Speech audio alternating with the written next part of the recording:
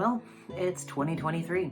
Last time we met, we talked about a darling indie game that changed the landscape of gaming forever after its release and inspired many other games of its ilk to follow. On an unrelated note, would you like some butterscotch cinnamon pie? I made this myself, by the way. Totally just as a prop, and not for other reasons. There have been many pieces of media that have changed my life in ways that I would argue are both somewhat incidental seeming and genuinely capable of changing my outlook forever. If it weren't for my obsession with Sonic, I would not have become a voice actor, nor would I have begun making YouTube content. If it weren't for my interest in the When They Cry series, I believe my worldview might not have developed to the point that it has. And if it weren't for Undertale, well, I think I'd be a lot worse off.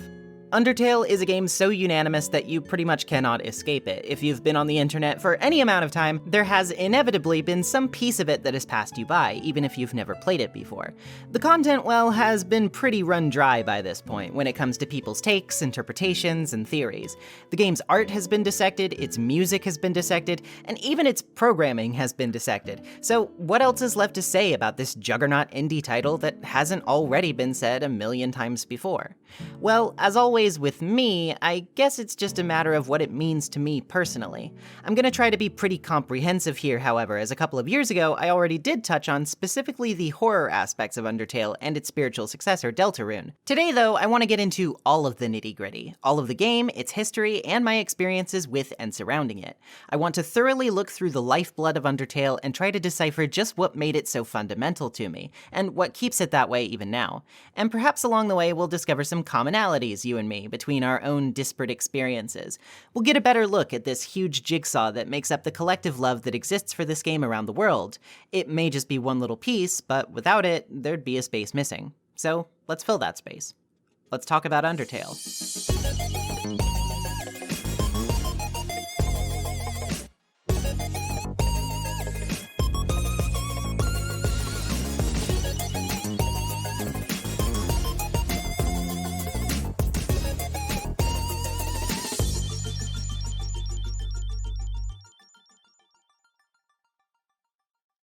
Do you know why I hate Undertale?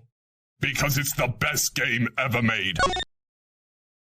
Our story begins with who else? Toby Fox.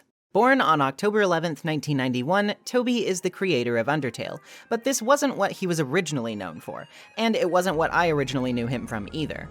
Toby's first work of relatively successful note was actually a ROM hack of one of his favorite games for the Super Nintendo, 1994's Earthbound, otherwise known originally as Mother 2. This Halloween-themed hack, literally called the Halloween Hack, was released in 2008 during Toby's high school years. While at the time it was pretty damn impressive for a teenager, it has aged somewhat poorly by Toby's own admission, with some content he's publicly remarked on being ashamed of, which I'm not going to delve too deeply into here out of respect for the guy. That said, seeing as I only became a fan of Mother after this point, I didn't come across Toby in his days of producing fan content for that series. Rather, I became familiar with Toby in a way that I'm sure several people did at the time, and that was for his work on Homestuck. For those of you unfamiliar, Homestuck was a serialized webcomic and certified internet juggernaut launched by Andrew Hussey back in 2009, and during that time there was a music team which made a variety of albums for the comic itself for its official Bandcamp page, many of which were featured in Flash animations for the story. During Toby's senior year of high school, he started posting piano covers of some of Homestuck's music on the MS Paint Adventures forums, the then most popular outlet for Homestuck community discussion, and Andrew Hussey took notice of that.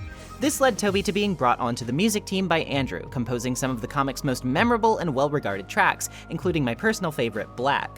Though arguably his most famous track would be a new version of the big final boss track he composed originally for the Halloween hack. That song, Megalovania, was originally used in the hack's final encounter with the character of Dr. Andonuts, and would then be updated for use in Homestuck's Flash animation titled S-Wake, which primarily featured the characters of Aradia Megiddo and Vriska Circuit, thus being commonly associated with both of them at the time. Remember that track for later. Toby would continue to make musical contributions to Homestuck for the years to come, including a particularly infamous absurdist comedy titled The Baby Is You, which we don't really have time to get into here. That said though, he was also chipping away at a personal project in those intervening years, a game inspired by his days of Earthbound love, which would coalesce from many different influences, and around a battle system he was workshopping for fun in Game Maker Studio. That game was Undertale. Financed through a successful crowdfunding campaign on Kickstarter, how many people can say that, which launched on the 25th of June 2013, Undertale far surpassed its modest initial asking price of $5,000, winding up with $51,000 raised by over 2,000 people just a month later. Suffice to say, Undertale had all the resources it needed to succeed, and then some, before it had even reached a fraction of its future popularity. And believe me, despite this level of success, it would definitely not hit its fandom stride for a while to come. Undertale's influence rose from a few places, some a bit more obvious than others. While the aforementioned battle system was obviously the starting point of its conception, Toby talked about wanting to make a game with interesting characters that utilized the medium itself as a storytelling device, rather than letting the story and gameplay abstractions remain completely separate from each other. This sort of meta style of story wasn't unique to Undertale, of course. In fact, Toby took a lot of inspiration from Moon Remix RPG Adventure from 1997, despite not having played it himself at the time. For the combat system, he would take inspiration from the Mario and Luigi series, and bullet hell games like Touhou. God, Touhou just keeps coming up on my channel, huh? Guess I'll probably have to make a video about it someday. While the dialogue system interspersed with said combat was lifted from the pacifistic options in 1992's Shin Megami Tensei. The concept of a game taking place in the underground was also influenced by the SNES port of 1991's Brandish, a game which Toby has been taking inspiration from for a while, considering its lead character Varric served as the basis for the protagonist of the Halloween hack. Working in Game Maker Studio, overwhelmed by his first attempt to program a game of this scale, Toby set to work with a small team of additional artists in tow, the most prominent of which being Temmie Chang, who handled much of the game's sprites and concept art. To serve as a preview of what to expect from the game, Toby published a demo for Undertale on May 23, 2013, introducing the world to his game prior to the Kickstarter's launch to drum up interest in it. This demo, which was spread around both Starman.net and the MS Paint Adventures forums, where Toby frequented, is how I myself first discovered Undertale, and right off the bat, it made a pretty strong first impression. And oh yeah, as we go, get used to the fact that we're gonna have to be doing some recap. This video is not just a story summary, but as with all things retrospective, I'm gonna have to lay the proper groundwork so I can actually comment on it all, and paint a picture of what I wanna say about this stuff as we go. Some people didn't really seem to understand that in some of my previous retrospectives, so I wanna clear the air now. You with me? Okay, cool. We begin with the story. Long ago, two races ruled over the Earth, humans and monsters. One day, war broke out between the two races. After a long battle, the humans were victorious. They sealed the monsters underground with a magic spell. Many years later, in the loosely defined year of 21X, a child climbs Mount Ebot, a mountain whose legend suggests that those who climb it will never return. Tripping and falling into the large hole at the mountaintop, the human child enters the underground, and Undertale begins. Well, right after we name the fallen child, of course. You know how it goes with these RPGs. I'm gonna be choosing the name Kara for neutral canonicity's sake, but really, as is tradition with these things, you should probably be inputting your own name here. More on that much later. The demo consists of the final game's first area of 5 total, beginning at the start of the ruins and ending at the end of them. It even contains a cute little manual, introducing us to a friendly flower named Flowey. How nice! I suppose he'll be our guide. And look, here he is, here to tell us about the basic controls and how we can gain LV, which stands for love, of course, by gathering friendliness pellets. Sounds joyous, my little sunflowery friend. Let's all spread the love and... Oh, you little bastard. Yeah, Flowey's not actually here to help. He's here to drill into our head that this world is kill or be killed, his words not mine. But before he can seal his lesson with our untimely demise, he's batted away by Toriel, a matronly goat monster and guardian of the ruins. As her rather obvious name suggests, she is the tutorial character who will be showing us the ropes of how the game handles. Or at least that's what you'd assume. You see, Toriel is incredibly sweet, kind, and watchful, but perhaps she's a bit too watchful. She explains the puzzle mechanics of the ruins themselves, which will show up later in the final game, but she's fairly insistent on quite literally hand-holding us through everything that could potentially pose danger. She even introduces us to the concept of battle by insisting we simply chat against an attacking monster, and wait for her to come de-escalate the situation. This goes right against our ingrained tendency as RPG players to kill everything in our paths. So there's a good chance a lot of people will miss the forest for the trees here and assume that while Toriel means well, she's probably being set up to be proven wrong here. Keep that in mind. Early on into our journey in the ruins, Toriel leaves our side to tend to some errands, asking us to stay put. Of course, we don't oblige and get caught up in many a shenanigan along the way, including telling her whether we prefer cinnamon or butterscotch, solving more puzzles to progress, and getting caught up in random encounters. The random encounters in Undertale can be approached in a couple of different ways. There's your average flee mechanic, of course, but the two primary methods of dealing with a fight are by either pacifying or killing an enemy. The latter is as simple as it gets. Hit the attack button, line up your shot, and go for the kill. Once the enemy is dead, the encounter ends. For those more prone to hear the little guys out though, and you might be after a frogget early into the ruins asks you to consider mercy going forward, the path ahead becomes a bit more tricky. Through the act menu, you can find a variety of options for how to approach the monsters, and each one has options that work to better dissuade them from battle. In this sense, each fight becomes a bit like a puzzle, of trying to figure out how to best stop the fighting while dodging enemy attacks on their turns. Speaking of their turns, this isn't like your average turn-based combat where attacks are nearly always guaranteed to hit you. Instead, each enemy's attack phase will subject you to a unique bullet hell style attack pattern where you use your heart cursor to dodge. Theoretically, this means it's totally possible to get through an enemy's attack phase without taking any damage if your reflexes are good enough, and that definitely adds a lot of fun innovation to the system itself right off the bat in my opinion. It certainly got my attention while playing for the first time after having played so many turn-based games in the past. After figuring out how to get the enemy to slow their roll, their names will become yellow in the act menu, meaning you can head over to the mercy menu to spare them, ending the confrontation non-violently. Being made aware of these options early on also probably clues us into the possible routes we can take in this game. But for now, regardless of how you choose to play, we've got to plow ahead. Before we can make it to tutorials, however, we'll also encounter another character who will become relevant later, a sad ghost named Napstablook. You can just kill them if you're a monster, or if you're based, you can let them show you their cool dapper hat. Eventually though, you will make it to Toriel's home, where she baked you a cinnamon butterscotch pie, which, while cute, is also yet another clue about Toriel's personality. Not only is she so worried for your safety that she'll barely let you do anything for yourself, but she's also so indecisive and determined to curry your favor that she can't run the risk of choosing just one flavor if there's a chance you were lying to make her feel better. She has to do both so that you won't hate her, which definitely sets us up to understand that there is more to Toriel herself than meets the eye.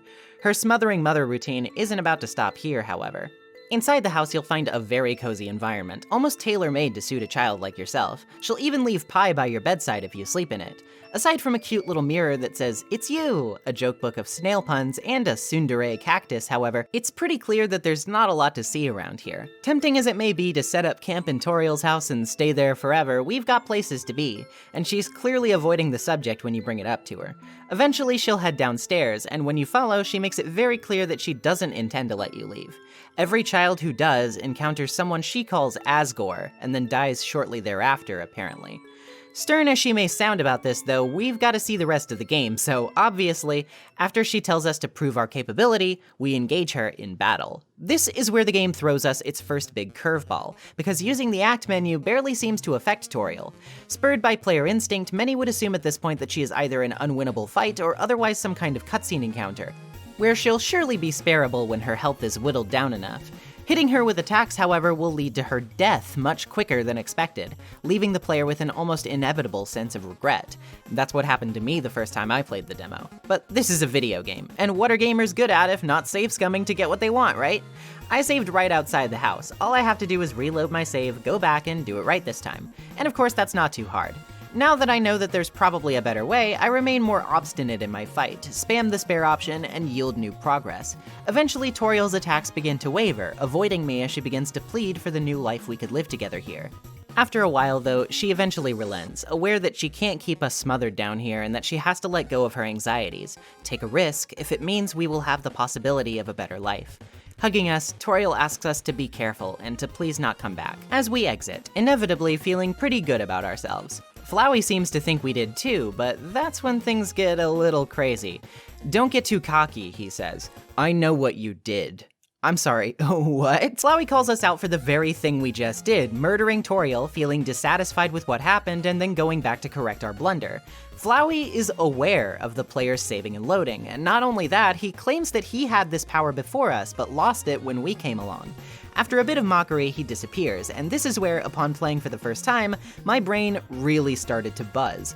What in the world is happening here? How can this game know what I did? And buddy, compared to the final game, this was just the beginning. But Undertale keeps track of that stuff. No action is without some form of consequence, some echo that reverberates on the world around you and causes domino effects. That cute manual I talked about earlier, check it now, and the file for Flowey's page has literally changed. If you killed Toriel, it says, "You didn't even try to spare her, you murderer." While sparing her nets you another reminder, don't get cocky, with Flowey gone from the scene. It didn't take me long to become curious about other things you could do with Foresight either. Returning to the game's beginning and dodging Flowey's friendliness pellets clues him into the fact that you know what's going on here, and he drops his friendly act faster as he becomes irritated with your intent to play him for a fool. Meanwhile, going through the entire demo to grind out every possible encounter and kill everything without mercy turns the tone of the game notably darker, with the end of Toriel's encounter proving much more upsetting. She says she realizes that by keeping you trapped down here, she wasn't protecting you, but them, before her heart is shattered into pieces. Flowey then warms up to you, calling you by the name you inputted at the start before claiming you have a stolen soul, and that you should both finish what you started, tearing apart this wretched world before he exclaims, "That's a wonderful idea!" and disappears into the ground. The manual page of Flowey then changes to have no text, a blanked over face, and elsewhere the words, "That was fun, let's finish the job," are added in red text. The manual would be removed from the final version of the game, cited as being too complex to work with by Toby, and also made harder to manipulate thanks to additional restrictions on editing external files present in the version of GameMaker Studio used in the final. But even with just this one little area, all of these possibilities, all of the hidden acknowledgements towards save scumming and game mechanics in the demo itself, and plenty of other things had me stirring like crazy. I was shouting this game's name from the rooftops, and while it was definitely lucky enough to receive the funding it did from people interested in Toby's work, whether it be people who learned of him through Homestuck or otherwise, Undertale was still pretty small on most people's radars. Still, work diligently continued until finally, on August 22nd, 2015, Toby announced via his YouTube channel that the full game would be dropping less than a month later, on September 15th of the same year. To say I was stoked would be an understatement. I had waited 2 years since this darling little demo swept me off my feet and totally shocked me with its capabilities, and to say I wasn't nearly ready for what the full game had in store would be an understatement. There I sat on its Steam page on September 15th, knowing that the game itself would become available for purchase at noon. I'd gotten up ahead of time, I was ready, and I was refreshing every minute. When the clock struck 12, the button that said "Coming Soon" finally became "Add to Cart," and I instantly did so, installing it right afterward. I don't mean to sound like a hipster, but I might have been one of the very first people outside of its own dev team to buy and play Undertale, and boy, am I glad that I did. Because I was about to have an experience with a game unlike any I'd ever had before.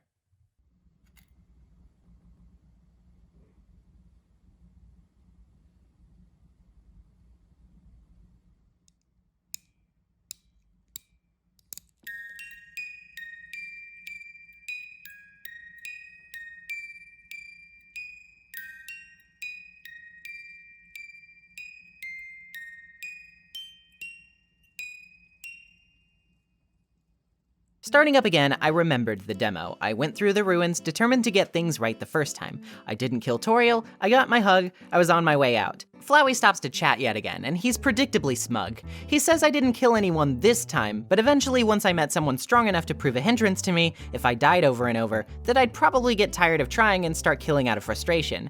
Because it is indeed the easier option. This isn't necessarily a bad point to make either. The way of pacifism in Undertale is often much more difficult than the alternative. Putting in the time and work to understand someone is much taller of a task than just bulldozing through them. But in real life, the big gesture isn't enough. You need to be consistent. You need to be dependably good. You can't just screw everything up and then take a boat out in the ocean to save your best friend or solve a mystery and fly to Kansas. You need to do it every day, which is so hard. But that said, I already felt like I knew what I was getting myself into here. I understood that it would be a challenge, but I challenged myself to do it anyway. Not only because I felt like after my experience with the demo that I would get the most out of the game that way, but also because I wanted to rub it in his smug prick face. So thus began my first playthrough of the full game of Undertale. And I was going to do just as the game advertised I could. I was going to march through without killing a single monster. The first area outside of the ruins is Snowdin, where we meet the hilariously goofy and iconic skeleton brothers Sans and Papyrus. Sans is a laid-back wisecracker with a penchant for leaning on the fourth wall and otherwise telling bad puns. He seems a friendly sort, but much like an ogre, he has layers, which we'll get more into over time. Papyrus, by contrast, is brash, eccentric, and full of dreams. He wants to be a member of the Royal Guard, to capture a human, and become super popular. He also has culinary aspirations, despite not being much of a chef, and basically just making spaghetti. Where he really shines is in his ability to craft japes and puzzles to confound you with, though, which he'll most certainly be doing a lot of for this opening section of the area. I already had the sneaking suspicion while playing through the ruins, but Snowed In is really where Undertale starts to show you that it is a funny game. Not only was it making me laugh, but it was making me cackle at times. In particular, the scene where Papyrus rambles on a near incomprehensibly long list of functions for the different colored tiles of a tile maze, tells you it's generated at complete random, and then instantly deflates all of the tension by generating a tile set that lets you walk harmlessly straight through it, put me through the whole spectrum of emotion before landing a perfect punchline. The way Papyrus wordlessly spins off screen in utter defeat still drives me crazy to this day. It is hilarious. There are also quite a few interesting encounters here, which start a trend that will continue throughout. You see, Undertale's combat, while inventive, is also very easy to understand, which is why it's also ripe for slowly introducing innovation and surprising twists on its own formula. This game truly is one where I felt the most open to its brand of experimentation, because it never felt as though it was asking anything unreasonable of me. It always bends its own rules just slightly enough to feel fresh, while also remaining grounded in what it's asked of you thus far. This starts pretty small here with the introduction of blue attacks. The idea is pretty simple. Don't move if a projectile is blue, and it won't hurt you as it passes through your heart cursor. Sounds simple enough, right? Well, it definitely will remain that way for a bit, but we're gonna be thrown for a bit of a curveball when we actually have to fight Papyrus himself. Throughout the whole section so far, Papyrus has gone through a bit of a mini character arc of sorts. He starts knowing very little about you, or humans in general for that matter, and can only think about how capturing you will propel his own status and aspirations forward. As he engages with you in puzzles, however, something he enjoys a lot, he comes to have a lot of fun exchanging wits with you and generally comes to respect your abilities, and realizes that this kind of excitement isn't something he comes into very often. By the time he's got to steel himself and fight you, he's already shown signs that he's reluctant to do so because now that he knows you, he doesn't really want any harm to come to you. In fact, if you lose to him in this boss battle, he'll only put you in his shed, which is easily escaped from. If we're going to fully reach him though, we're going to have to show him our determination not to fight. And this is where things get a little tricky. Initially, he starts off with some blue attacks, which we naturally don't bother trying to dodge because all we have to do is stand still. But then, your heart cursor turns blue, suddenly vulnerable to gravity as it hits the bottom of the box and is immediately tasked with dodging an oncoming bone attack, which you'll almost certainly take at least some damage from on a blind run because you have no reason to see it coming and have been caught completely off guard. This is Undertale's first big gotcha when it comes to combat innovation. The idea that a blue heart cursor denotes platforming challenges rather than simply shmup-style dodging around the screen. Even though this by all accounts is a bit of a cheap shot, I wasn't irritated by it at all. In fact, it felt so cheekily considered that I actually thought it was pretty funny. The mechanics of the game itself feel reactive to you in a way that always feels like exchanging barbs with a friend who's trying to find the best way to have a little fun with you. It feels friendlier this way. Well, speaking of friends, Papyrus has a hard time coming to terms with being ours, considering his responsibilities. But he's also at a point where hurting you is something he cannot genuinely consider. Outlast him with mercy long enough and he'll realize it's a sunk cost, choosing to instead frame the encounter's end as him offering you mercy, as he tires himself out. Except, and the tension quickly dissipates once he allows himself to buddy up to you. He even gives you directions to the castle. What a nice guy. He claims the Asgore fellow we heard about from Toriel is actually a, quote, big fuzzy pushover, however, so those are definitely some mixed signals. I thought he wanted to kill me?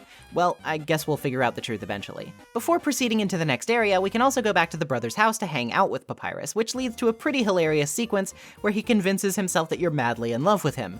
Rather than bending to the expectations of the player, however, he rather hilariously opts to let you down easy, claiming that you should pursue your own happiness because he's really not into you like that, even if he does want to continue being your cool, platonic friend.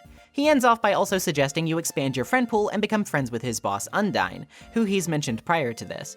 We'll be getting to her soon enough. Overall, I'd say Snowed In is a pretty solid introduction to the larger game. While the Ruins is more of a primer for what to expect from the choices Undertale provides you, Snowed In not only expands those options, but also starts to drip feed you the type of additional layers which will snowball into a more complex system the further you get. Sans and Papyrus are a riot, but admittedly the thin number of encounters juxtaposed against the myriad of goofs will start to make pretty clear whether Undertale is the type of game you'll enjoy. A large part of its appeal lives and dies by your ability to attach to and care about its cast of colorful characters, so if these vignettes fail to appeal to you, this is about the time where you'll probably make up your mind to not invest too much more of your time into Undertale, because that attachment to its world and the faces occupying it is going to be a hugely important element of how well the game's themes and ideas land for you from this point forward. This is also where we start to get a better sense of the monster's culture, how much they know about humans, and some fun facts about them. The library talks about how they turn to dust when they're killed because their souls aren't strong enough to help their forms persist like a human's does, and they also use magic as a form of communication and self-expression, which helps paint a more sympathetic picture of the ones we've encountered in battle thus far. We really don't get a fuller sense of their culture, however, until we head into the next area, Waterfall. Before we can actually get well and truly into that stuff though, we have to hang with Sans first, who invites us to have some grub down at Grillby's. His usual shenanigans aside, he asks if we know anything about a talking flower, which is sure to raise our hackles. What he's actually referring to are Waterfall's echo flowers, which repeat whatever was last said next to them. But recently he's been hearing from Papyrus that he's been seeing a flower appear near his bedside, whispering to him about things. Seems like somebody's been busy, even if we haven't seen him in a while. Those flowers do prove relevant, however, as the further we travel into Waterfall, they juxtapose heartbreakingly with the history of the monster war that we learn. You see, apparently monsters are so incredibly weak compared to humans that even thousands of their souls aren't nearly enough to match the power of a single human soul, and while tons of monsters died during the war, they weren't capable of even killing one human. Humans seemed to simply be fearful of the monster's capability to take their souls, without ever stopping to wonder if they actually had any interest in doing so, or if worrying about it in the first place was reasonable. Prior to this, it might have been easy to see monsters as having stigmas attached to their view of humanity, but they're not the only ones, and they probably weren't the ones who started it from the looks of things. All the while, the echo flowers give us snapshots of monsters wishing to see the starry night sky outside with their loved ones, to make memories above instead of being eternally trapped below. It really makes you wonder exactly where you're fighting to get, and if something better can't be achieved for all of the charming faces you've come across. The person who's really going to throw a wrench into the middle of this for us too is, of course, Undyne, current top-ranking member of the Royal Guard. Papyrus answers to her, and he can't quite bring himself to object to her need to destroy you, seemingly out of an anxiousness to disappoint her, though he does try to help you, even if clumsily. Throughout Waterfall, you'll have small encounters with Undyne where she'll try to ambush and attack you, where attacks will spawn in the overworld rather than in battle, Contact launching you into a brief but brutal attack phase within the actual battle screen. These bits are definitely tense, but they're using the mechanics you're already familiar with in an unfamiliar way, which is really quite brilliant. It's recognizable enough to let you know exactly what you should be doing, but surprising enough to give you a bit of panic. She's not the only quirky character you'll be engaging in battle, though. There's also the Mad Dummy, who, while having a penchant for repeating phrases 3 times and throwing knives, which calls to mind Dio Brando of JoJo fame, is also super insistent on getting revenge on you. For what? Well, apparently you scared their cousin or something, but even those details seem foggy at best, because they can't quite seem to remember their own cousin's name when thinking about it. The battle doesn't end up in their favor, of course, being interrupted by Natstablook, whose house you can actually visit up ahead after this. What a great time to lay down and feel like garbage, am I right?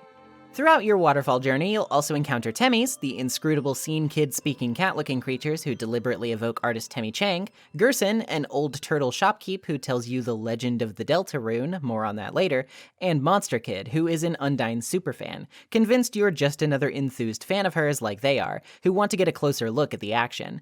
Eventually, of course, they realize that you're her target and even tries to bring themselves to hate you for being a human, but their ingrained view of humans doesn't line up with the little they know of you, so they can't do it.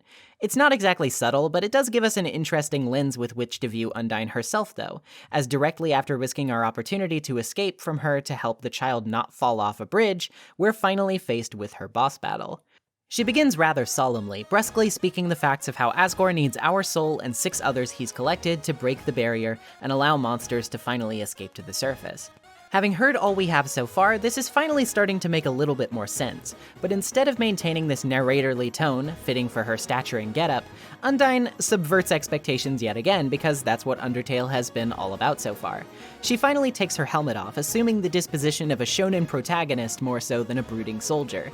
She views herself as a hero, whose destiny it is to defeat you for the good of her kind, and her theme is fittingly bombastic and energetic to match this.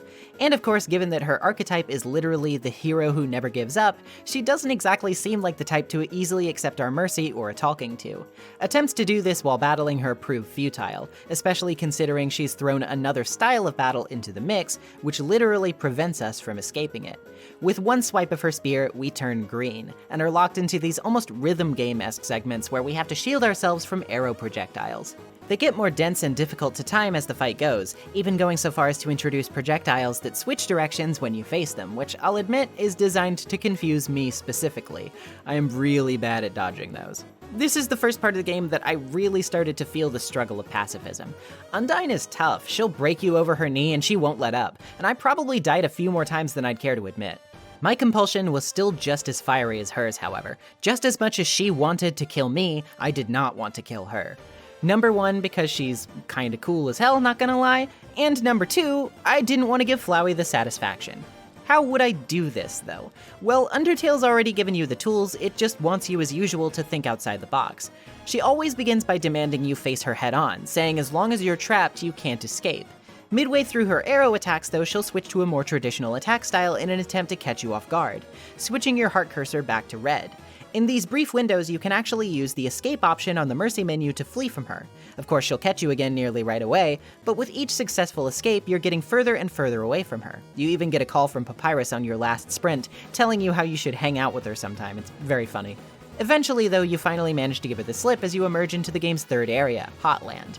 The surrounding, sweltering heat of the place, combined with her heavy armor, causes her to pass out. With the water cooler nearby, though, I knew what the game wanted from me, so I gave her a little sippy. Clearly conflicted from having her life saved by you, she retreats.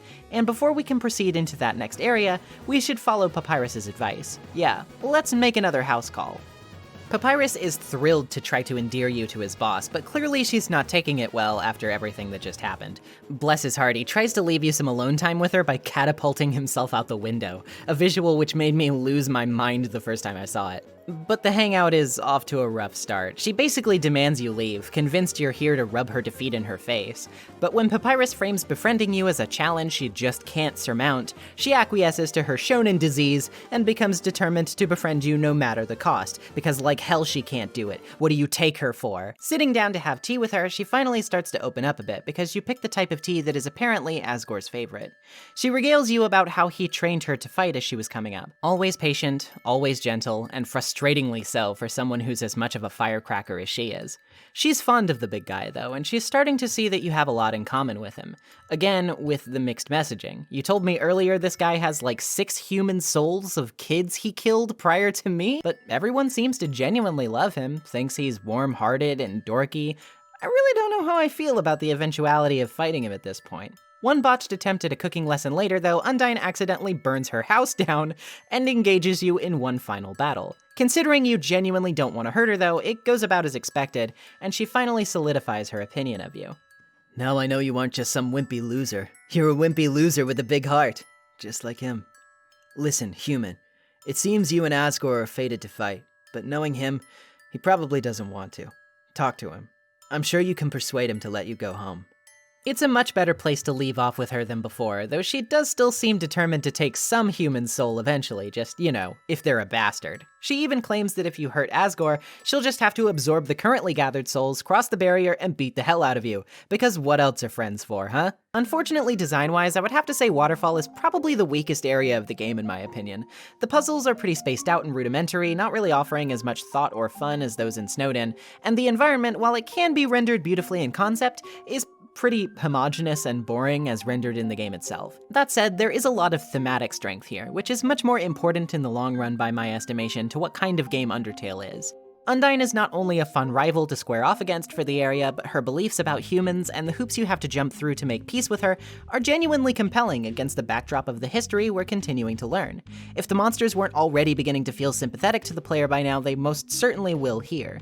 They definitely have some preconceptions that will prove trouble for you, but it's difficult not to see where that grief and anger comes from, and why they're so desperate to get out, even if it's at the cost of your soul.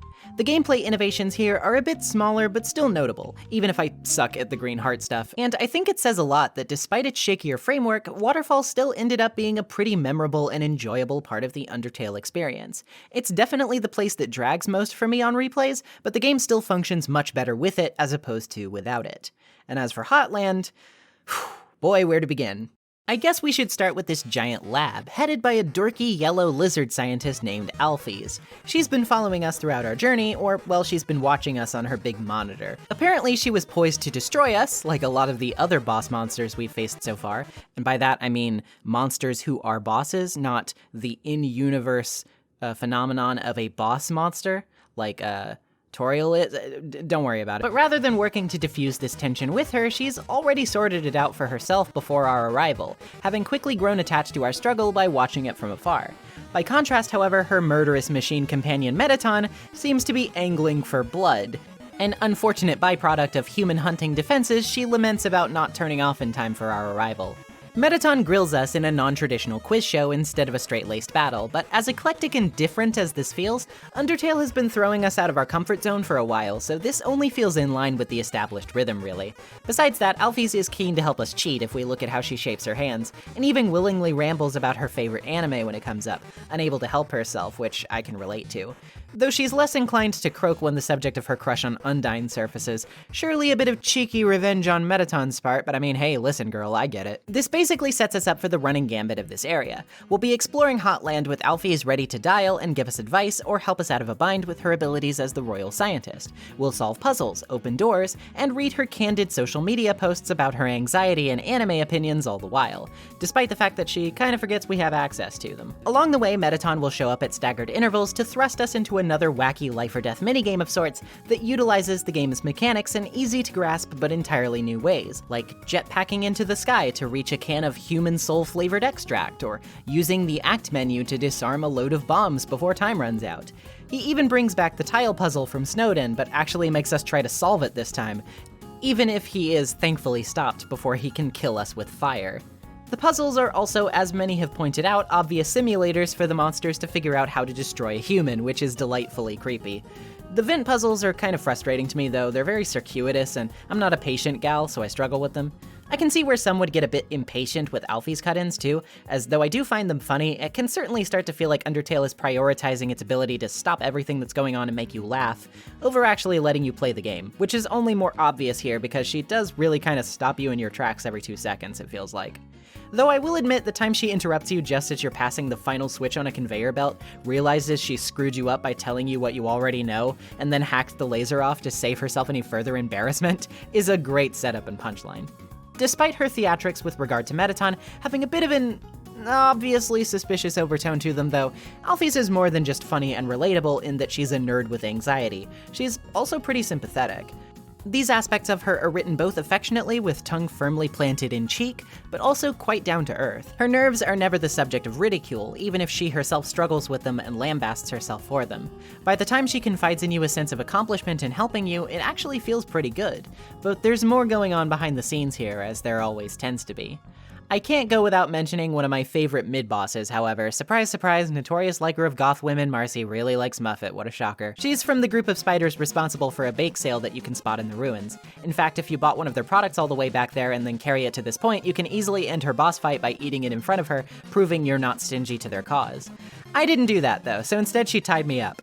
She might seem like a penny pincher at first glance, and indeed she does seem to want a lavish lifestyle for herself and her arachnid companions, but she's also got quite the sympathetic reason. Spiders are effectively trapped in the ruins, with no way to even explore the meager remains of the underground they're all trapped in anyway because Snowden is deathly cold and they wouldn't survive the trek. As the largest among them, along with her pet, Muffet is out here doing the work that the rest can't, and charging exorbitantly for it while she's at it. Her practices aren't exactly forgiving, but her motives are understandable. Surviving long enough through her battle, though, will net you her understanding when she realizes she's been misled about your opinion of spiders, something once again suggested to be the work of a loudmouth you met earlier. She may not have gotten my soul, but she did steal my heart. Now getting back to the meat. Once you finally reach the MTT resort, we've got a couple of interesting things to note before we can get to our big confrontation with the sexy rectangle himself. For one, we've got some incredibly funny shopkeep interactions in the form of the Valley Girls extraordinaire, Caddy and Bratty, and the scrappy underdog hero of food service workers everywhere, Burger Pans. But we've also got another dinner date with Sans. This conversation takes a bit more of a serious skew, though, because while he's happy to tell us about how he settled into a routine of back-and-forth punnery with someone behind a door to the ruins, someone we're pretty sure we know, he also clarifies that a promise he made to this woman is the reason you're still alive. He does shrug it off as a joke afterward, but something told me pretty clearly based on his hollowed-out eyes and change of font face that Sans was definitely being pretty serious about that claim. Makes me wonder if he's a bit more powerful than his goofy exterior would let on. Considering he has a habit of disappearing off screen in the opposite direction of where you tend to find him later, I've already had my suspicions that something was up with this guy, but this just strengthens them. Through the hotel, though, is the core, a tower of wires and bridges which provides magic electricity to the entire underground. This place is basically a test of all of your accumulated skills thus far, providing both more challenging versions of previous Hotland puzzles, as well as tougher enemy encounters, which are themselves basically advanced forms of some of the monsters you've dealt with in previous areas. Some of these encounters are no joke, by the way. Having 2 or 3 tough monsters on screen at once tested the limits of my abilities to abide pacifism, because these bullet patterns are tough enough to dodge by themselves, much less simultaneously. All throughout this, Alfie seems to try to assert her plans to help you, but quickly loses confidence, when basically every one of her predictions runs opposite to what she expects, and she quickly abandons you in a spike of anxiety, which I had a feeling I knew what was about.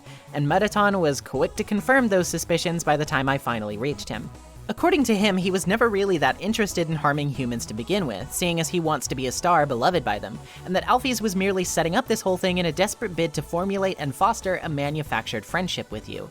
She set up all of these traps, puzzles, and hazards herself, and made Mettaton play the villain so she could conveniently disable said traps, save you, and acquire your gratitude in the process. She had no intentions to double-cross us, of course, but it's hard to deny that her plan was pretty selfish, and predictably Mettaton is tired of the act, ready to give you a real fight to satiate his need for glamour and admiration from the audiences watching at home. Mettaton has to go through his own arc too, though. Once his switch is flipped on his back, he transforms into a work-in-progress body that Alphys has apparently been working on for him, that of Mettaton EX. Sexy rectangle indeed. Throughout all of this, you make use of your now yellow heart cursor, a mechanic introduced earlier in the area where your heart turns upside down and basically turns things into a more literal shmup where you dodge projectiles and shoot some of your own at oncoming hazards. I haven't mentioned the excellent music in this game much up until now, but I need to make a special exception here for Mettaton's boss theme, Death by Glamour, which single-handedly slaps harder than nearly all other boss themes I've heard in gaming. The fact that Toby composes practically by ear on piano still blows my mind to this day. As the ratings climb, Mettaton speaks of his aspirations to reach higher heights, no longer confined to the status of an underground exclusive celebrity, but one humans will love too. He thinks crossing the barrier with your soul will help him attain the star power he really wants, something that will finally give him satisfaction. And if we dabble a bit in the extra material surrounding him, we can paint a better picture of why this is. You see, there's some optional content to find surrounding Mettaton here, and it's pretty revealing. Some people talk about how Alphys' building of his body seems to almost be directed by Mettaton himself, and ostensibly, despite being talked about like he's her creation, it's like the whole thing was his idea in the first place. Obtaining a key from Caddy and Bratty grants us access to a locked house near Nastabluk's, a house now abandoned. In this glitzy pink room, we find a bunch of diaries from one of their cousins. Someone who speaks very familiarly, and who talks about meeting a nerdy girl at a human fan club they set up. Honestly, she's a dork, and she's obsessed with these awful cartoons. But she's kind of funny, too. I want to see her again. She surprised me with something today. Sketches of a body that she wants to create for me. A form beyond my wildest fantasies. In a form like that, I could finally feel like myself. After all, there's no way I can be a star the way I am now. Sorry, Blookie. My dreams can't wait for anyone. First of all, this is a pretty on-the-nose metaphor. The whole "in a form like that I could finally feel like myself" thing is just about as nearly explicit as you can get. And I think this genuinely adds a lot of subtle and inspiring depth to Mettaton's character. He achieved that, and his journals, which were once somewhat meek, have transformed into a person brimming with confidence and marveling at his new opportunities. Second of all, though, this also lends us insight into how he still has to change, even further. Clearly, his friendship with Alphys has taken something of a sour turn as he's grown more distant from her, and those under his employ can sometimes express some real frustration toward how the guy treats them. His aspirations, contrary to someone like Undyne, pivot his interests far away from his fellow monster and more toward that lying ahead, which isn't necessarily a bad thing, but it's clearly driven him away from some of the people who actively care about him, and he's beginning to learn as much throughout our fight. More and more people tuning in express their disappointment that this is apparently his last show, one of them being his cousin he hasn't spoken to in so long. This gives Mettaton pause, and battered as he is throughout your battle, he's got enough sense left in him to power down and save some energy so that he can fix his trajectory. He's achieved a satisfaction with himself that few others are so lucky to be blessed with, an acceptance with someone who is willing to help him realize his dreams. Now all he has to do is extend that bliss to the people who love him, instead of leaving them behind in his rise to stardom. Finally granted access to the room, Alphys awkwardly makes her way inside, apologetic for the whole ruse she pulled. It's easy knowing what we do about her to understand where she was coming from at the very least, but we're not done with Alphys quite yet. She does give us one last confession for the road, though. Our soul won't be enough to make it through the barrier at the end of this journey. It will take a monster's soul, too. If we really want to go home, we'll have to kill Asgore. The ensuing quiet elevator ride couldn't be filled with more uncertainty and discomfort. Hotland certainly has its structural issues, I will grant you, but it is easily the best section in the game thus far, in my opinion. It innovates itself just as well, if not more than many other sections have had the opportunity to. It builds on the already established challenges we've faced, and adds new dimensions to them to make them even more fun to figure out. It really tests our skills to their breaking point. The comedy can wear a bit thinner here at times than it has previously, and Alphys is a bit grayer of a character to sell to us than Sans and Papyrus were, but her and Mettaton both add layers to this story which are fittingly sincere and worth pondering, and that adds a lot of value to the already surprisingly nuanced work going on here, even if the framework it's all within seems rather simple at a glance. The boss encounters are incredibly fun, and the music only continues to get better. I didn't mention the gay knights because I was kind of zooming through, but make no mistake, they're great too. Plus, to top it all off, I think Hotland is just a bit more interesting to look at than Waterfall was. Sure, it's sort of plagued by the similar issue of homogeneous color design, but the mechanical devices are a bit more visually interesting to me, and the core especially is really cool looking. Well, Waterfall does still have that absolutely iconic distant view of Asgore's castle, though. Look, why pit two girl bosses against each other? I always hate Twitter polls. Needless to say, this has been a ride, and as Undertale's last wacky pit stop before things get dead serious, I think it was a highlight worth going out on. But now we've reached New Home, which means that it's time to cry and die. In that order. This place should already be starting to look decently familiar as soon as we enter it. If its name isn't a dead giveaway, Asgore's home looks basically one-to-one with Toriel's in the ruins. Only it's solemnly sapped of color, almost as if all the life has left it behind. It's here that we can get the Heart Locket, the best defensive item so far, and by checking Asgore's belongings, we can really see that he is a big softie. And of course, there's the most infamously heart-shredding line ever when you look at the mirror, "Despite everything, it's still you." All the while, a sweeping emotional piece named after the game itself plays, which is hands down one of the best tracks on the entire OST. It evokes so much introspection, so much powerfully intimate emotion. If I wasn't predisposed to cry listening to it from the sheer vibe alone, what it acts as a score 4 will certainly do that much. Throughout our walk to the throne room, we're given monster encounter screens, but instead of being engaged in battle, we're given a story. The monsters tell us about the first fallen human, who became close friends with the king's son, Asriel. Their family unit was close, for a while, but the child eventually fell ill, passing away as Asriel absorbed their soul to cross the barrier and lay their body down on a bed of their favorite flowers in a human village. The humans, emerging to see this, assumed Asriel was responsible for the child's death though, beating him within an inch of his life, though he refused to fight back. Staggering brokenly back home, he collapsed among the flowers of the underground, his dust scattering over them. With the king losing 2 children in one night, he was consumed with grief and declared that he would kill any human who fell down to retake the surface from humans and make it a paradise for monsters. Those monsters, even now, believe in him, and it's not difficult to see why they too are smothered with the sadness and anger that inspires them to rally behind him for that cause. Aren't you excited? Aren't you happy? You're going to be free. Chills, every time, man. They're not the only ones here to deliver some either. The last hurdle before the throne room is the Judgment Hall, where you'll face none other than Sans. Here and now, he says, you'll be judged for your every action, for every EXP and LV you've gained, which of course are acronyms, though not for what you'd expect. EXP is execution points, a way of quantifying the pain you've inflicted on others. Killing something increases your EXP and gains you love, which stands for level of violence, a measurement of your capacity to hurt, which stands to reason, as the more you kill, the easier it becomes to kill, and distance yourself from those actions. If I had made it here having killed something, I would definitely have felt this way down on me, after all I've experienced and learned. But having not done so, what Sans says next, I'd argue, hits even harder as a result. It's you. You never gained any love. Of course, that doesn't mean you're completely innocent or naive, just that you kept a certain tenderness in your heart. No matter the struggles or hardships you faced, you strived to do the right thing. You refused to hurt anyone. Even when you ran away, you did it with a smile.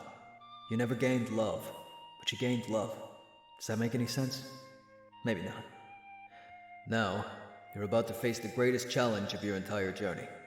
Your actions here will determine the fate of the entire world. If you refuse to fight, Asgore will take your soul and destroy humanity. But if you kill Asgore and go home, monsters will remain trapped underground. What will you do? Well, if I were you, I would have thrown in the towel by now. But you didn't get this far by giving up, did you? That's right. You have something called determination.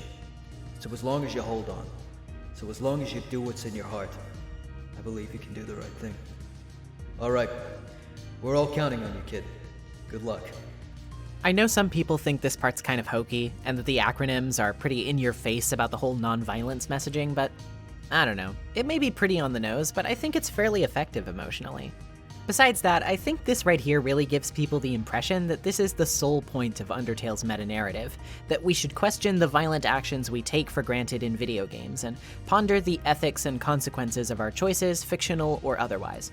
And I won't say that isn't something Undertale at the very least wants you to think about, but I think it is a lot more nuanced than this. After all, if it was so against the concept of video game violence inherently, the ability to commit violence in Undertale itself would sort of defeat this point in a way, wouldn't it?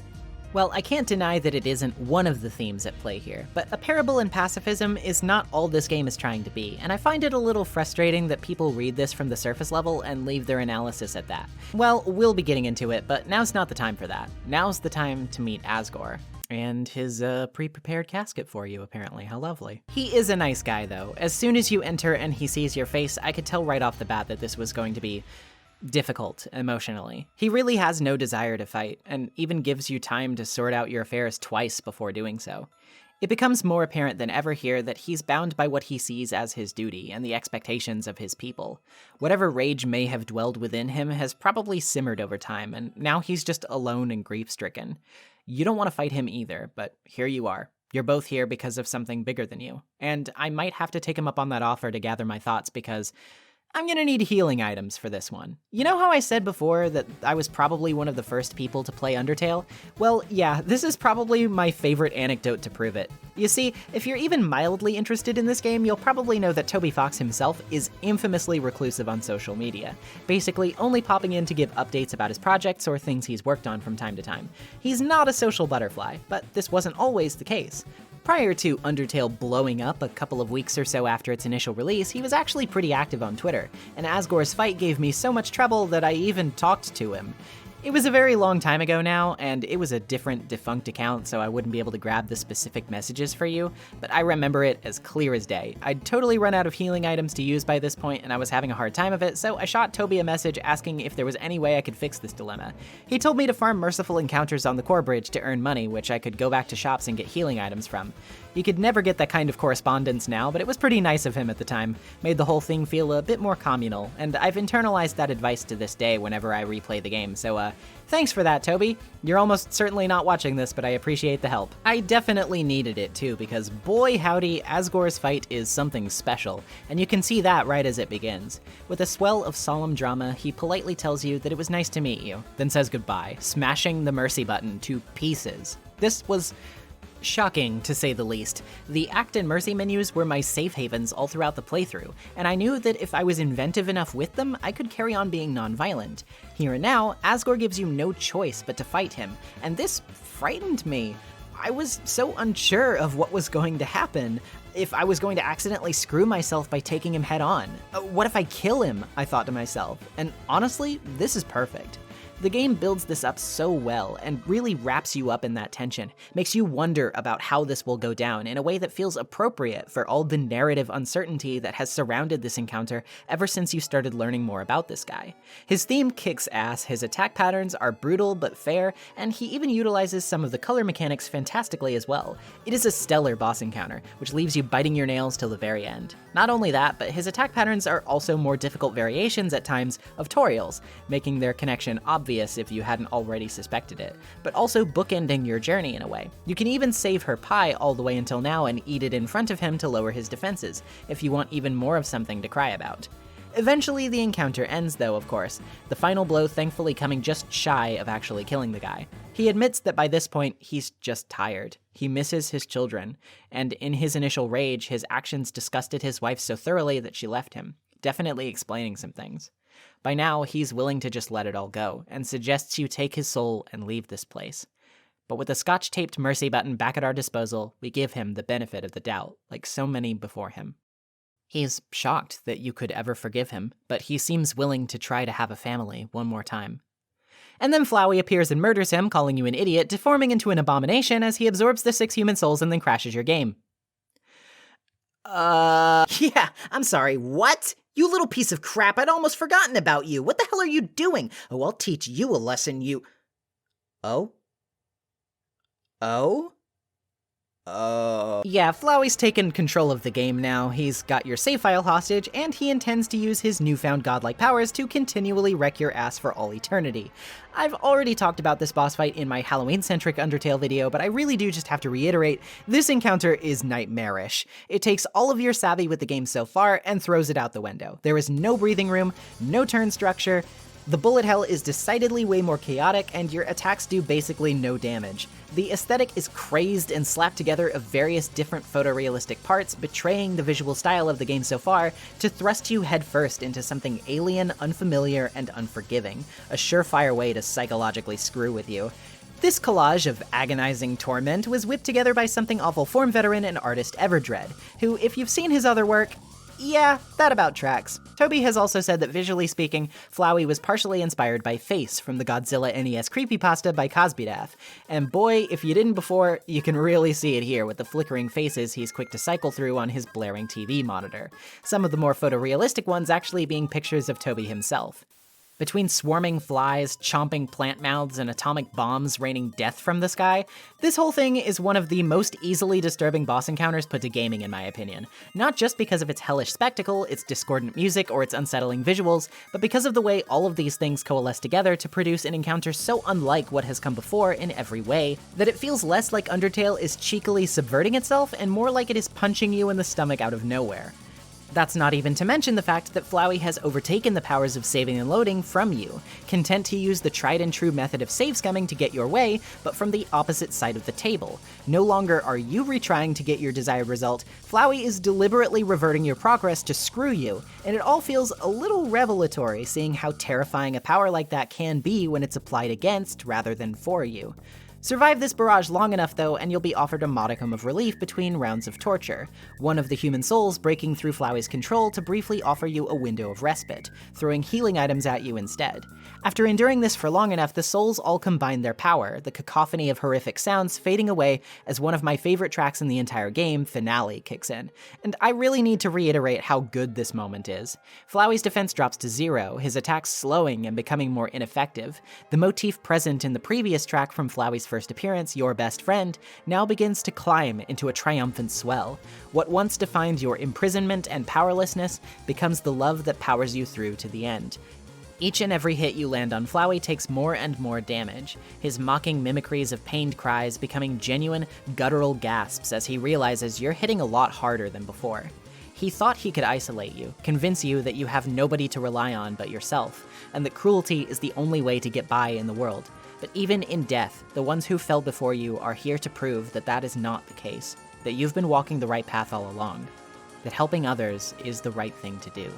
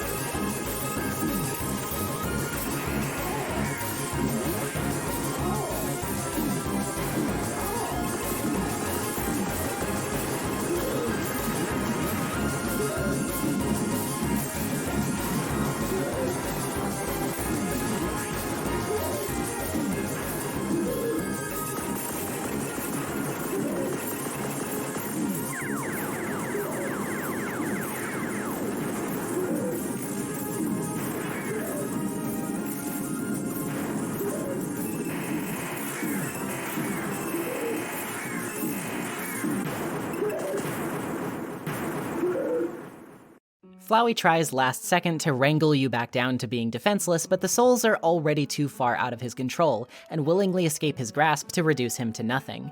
Even with the option to get back at him given to us, we can't take it. We'd just be proving him right. And we spent the whole time so far wanting to make sure we didn't do that. He threatens us, threatens everyone we love if we let him go, but ultimately, extending him kindness is the one thing he can't understand, and he flees.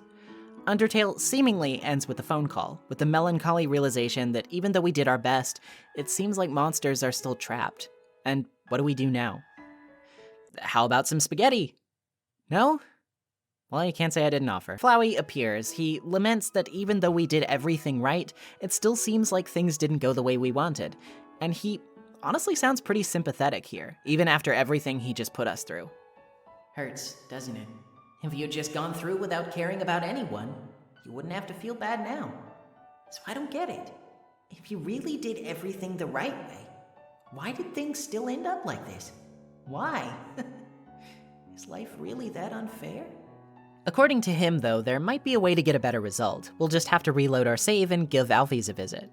Undertale may have seemingly closed its curtain, but there's an encore performance that's about to begin, and we're not going to want to miss that. For now, though, let's decompress. Let's think about what we just went through. What a finale, am I right? Asgore, in particular, is such a complicated character, and I love that. It's difficult to deny that what he's done has been cowardly and horrific, but he's also greatly pitiable, and it seems his people aren't necessarily wrong to have loved him the way they do. He's just as spirited and kind as they suggested, even if he feels duty-bound to do terrible, terrible things. Confronting him was both a challenge of my skill and my heart. The encounter with him is so filled with trepidation and genuinely put me on the edge of my seat unlike anything else the first time I played it.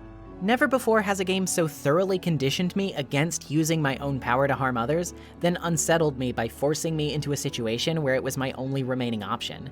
It was like flashing back to killing Toriel by accident, but it carried so much more weight, and I think that is incredibly commendable in terms of how much work it put in to sell this moment. And God, the whole New Home section is just an exercise in emotional turmoil, in a very good way. The design is so simple yet so immaculate in how precision perfect it is. It yields emotions so perfectly, and while I'd be tempted to say effortlessly, that's definitely not true. There is a lot of effort being put on display here, and it's working damn well.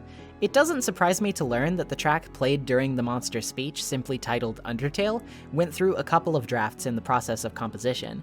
It's such an integral centerpiece of the game's emotional experience that nailing it just right had to be probably one of the most important things to get correct, and I can safely say Toby hit a bullseye. I think I should also take a moment to mention before I move on that this is where you can get a whole slew of different neutral endings if you decided to kill stuff, and depending on who exactly you killed, these are all in their own way sort of downers, but some are way more so than others. You can set Undyne off into a conqueror's rampage with Papyrus concerned for your well-being, or you can get Sans to tell you to go to hell, or get Alphys to lament that she wishes she killed you when she had the chance. It's dark stuff, but all the while you also get more little asides from Flowey. He'll give you little nudges, suggestions to do differently, or even tell you about his encounters with some of the other characters. Apparently, Papyrus made a Flowey fan club at some point, according to him, but he also warns you against messing with Sans, claiming that more than his fair share of resets have been due to that guy. Things to keep in mind for certain. One of the most important things I think needs pointing out here, though, and something I'm going to insist you keep tucked into the back of your mind for later, is this. The further you get into Flowey's neutral end dialogues, the more he realizes you're just exhausting these options out of pure boredom and curiosity. You're acting like a completionist for a completionist's sake, because you want to comb the game for every potential detail you missed. He concludes that for this reason, you don't really give a care about talking to him specifically, and he refuses outright to give you anything else for your trouble if you keep this up. Eventually, with his dialogue options exhausted, he'll just ask you one simple question. Don't you have anything better to do? For now, I definitely do, but remember those words for later. Anyway, let's hop back over to Alphys' lab. Oh, hey, it's Undyne. She wants me to deliver something for her? To Alphys? Well, I mean, I guess that works. I was already headed over there anyway. It becomes clear upon delivery, though, that this was some kind of love letter that Undyne left unsigned. The wacky misunderstanding leads Alphys to take you on something of a pity date, because she thinks it's cute, but also she feels bad for misleading you during the whole Hotland fiasco. Eventually, though, she caves and tells the truth that she's definitely not into you, despite caring for you as a friend, but she's very much into Undyne. Undyne happens to be nearby and overhears this declaration and takes the news of being lied to about Alphys' accomplishments in anime being real pretty well, apparently. She honestly thinks most of Alphys' interests are kind of lame, but she just appreciates that Alphys is passionate about them, cares about something. Even if when left alone, she cracks under the weight of anime not actually being real. She'll recover. She needed to hear the truth. Alphys' impromptu training with Papyrus ends early, though, and upon returning to her lab, we find a note. She realized through all of this that she sincerely needs to improve herself, and to do that, she needs to face what she's done, inviting you to head into the door north of the note if you want to know the truth. One crashed elevator ride later, we wind up in the true lab, and this is where Undertale really starts to show its hand with some of the lore it's been holding back on. As you explore to try to turn the power back on, you'll be confronted with strange amalgamate creatures who, I will admit, have pretty horrifying encounters. A lot of people ask me why I didn't include the True Lab in my Halloween-centric Undertale video for this reason, but we'll get to that in a second. All the while, though, you learn precisely why these creatures are the way they are. Alphys was tasked as royal scientist to research the will of the human soul to linger after death, something monster souls cannot do, as they fade to dust when they're killed. This isolated will was dubbed determination, and she set about researching it. Something that weighs heavily, considering that our determination has always been a subject of focus when coming up on any save points in the game, things that literally undo our deaths when we utilize them. Through this research, she was able to isolate this substance, but when trying to apply it to dead monsters, their forms could not handle it. They melded together into strange, fused shapes, and when the families became insistent on getting answers, Alphys retreated into herself. Her experiments had such a horrific outcome that she couldn't bear the thought of the truth coming to light. That's at least in part why she's so self-hating and anxious. She's been living with this the whole time. Encountering the amalgamates allows us a chance to confront that past along with her, though, and even Toby's own in a fun meta twist, as one of the creatures looks remarkably like Gygus from Earthbound, calling back to the days of those hacks he's long since decided he's ashamed of, while the little cat faces on this enemy resemble Vodka Mutini from Homestuck. Ultimately, through providing them patience and kindness rather than fear, though, we're able to gradually sort through their lingering memories and give them comfort by reminding them of themselves. Eventually, Alphys is able to join us and calm them further, resolving to finally face her fears and tell everyone the truth. This hits really hard, as she admits she was worried she might not come back because facing all of this might cause her to do something regrettable, which we should very well understand the implication of. It's really nice to see this kind of growth from a character who admittedly did feel like she needed more of a resolution that wasn't offered to us before. This is also basically why I didn't include the True Lab in that video. It's true that these encounters are definitely unsettling when you lack the context of what they are, but once learning that these were innocent people just blended together in pain, I couldn't be fearful of them anymore. I just felt sorry for them. It felt wrong to classify them as horrific when they're really just living as themselves the best they can. Well, that's my take anyway. Before we confront the end of the lab, though, we should mention something very important you can find within it. A room with a TV and several tapes. Alphys is perplexed by them at first, but then says she's not sure if Asgore has actually seen them, and doubts he should.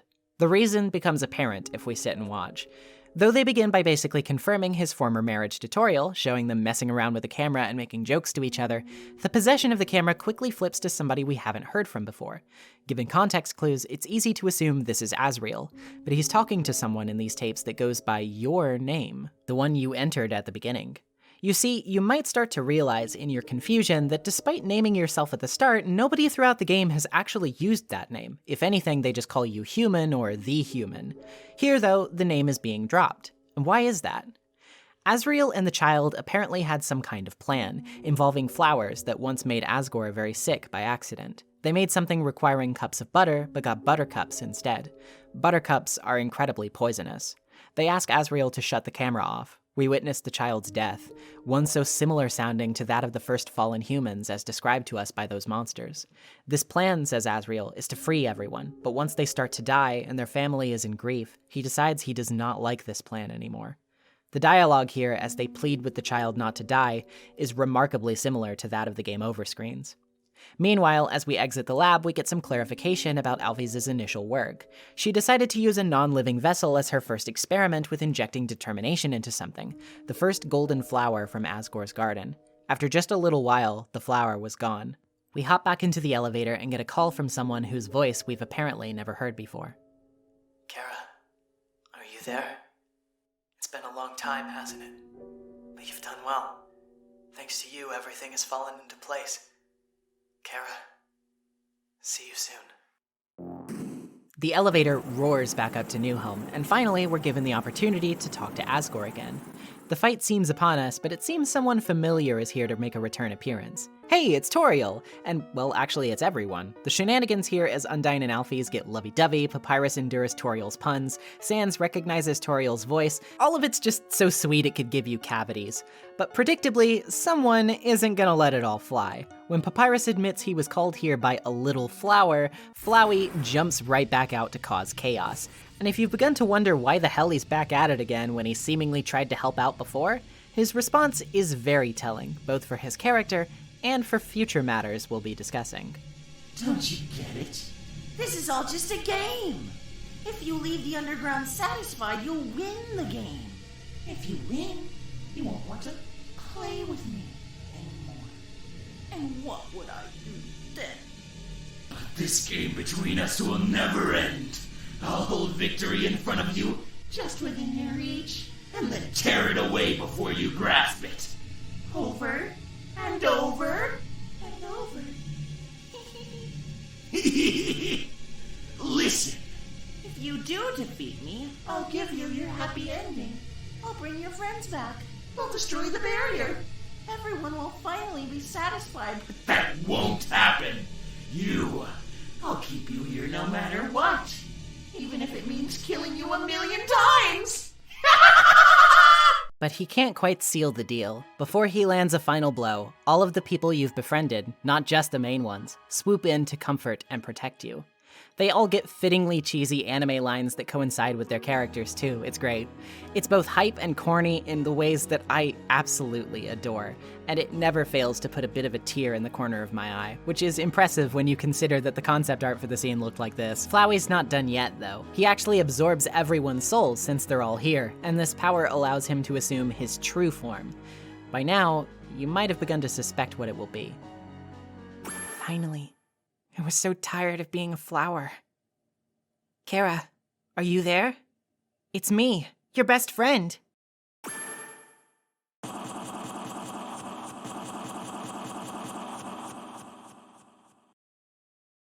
Yep, all this time, Flowey was Asriel. His dust scattered over the garden, he was unknowingly subjected to revival when one of those flowers was injected with determination.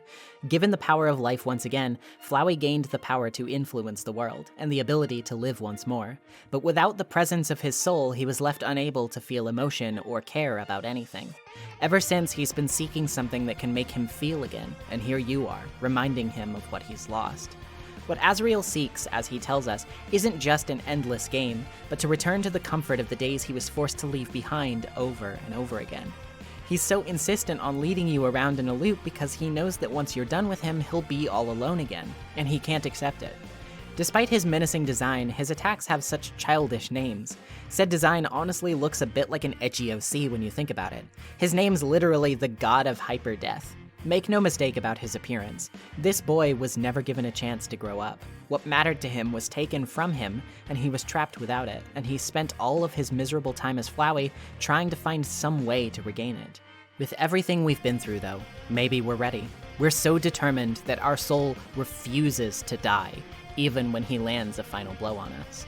Though he does try to trap us, he can't stop us from calling out to the souls of our friends. Each one requires a bit of reminding of who they are, which can be invoked by sharing familiar memories that stir them to life. This boss is like a greatest hits compilation of Undertale, scored by the brilliant swan songs that are Hopes and Dreams and Save the World, respectively, which both contain incredible uses of leitmotif from multiple songs across the game's run. By the end, though, we still have one person left to save, and it should be obvious who. It's finally clear now. We weren't naming our player character, we were naming the first fallen child from the intro, from the tapes.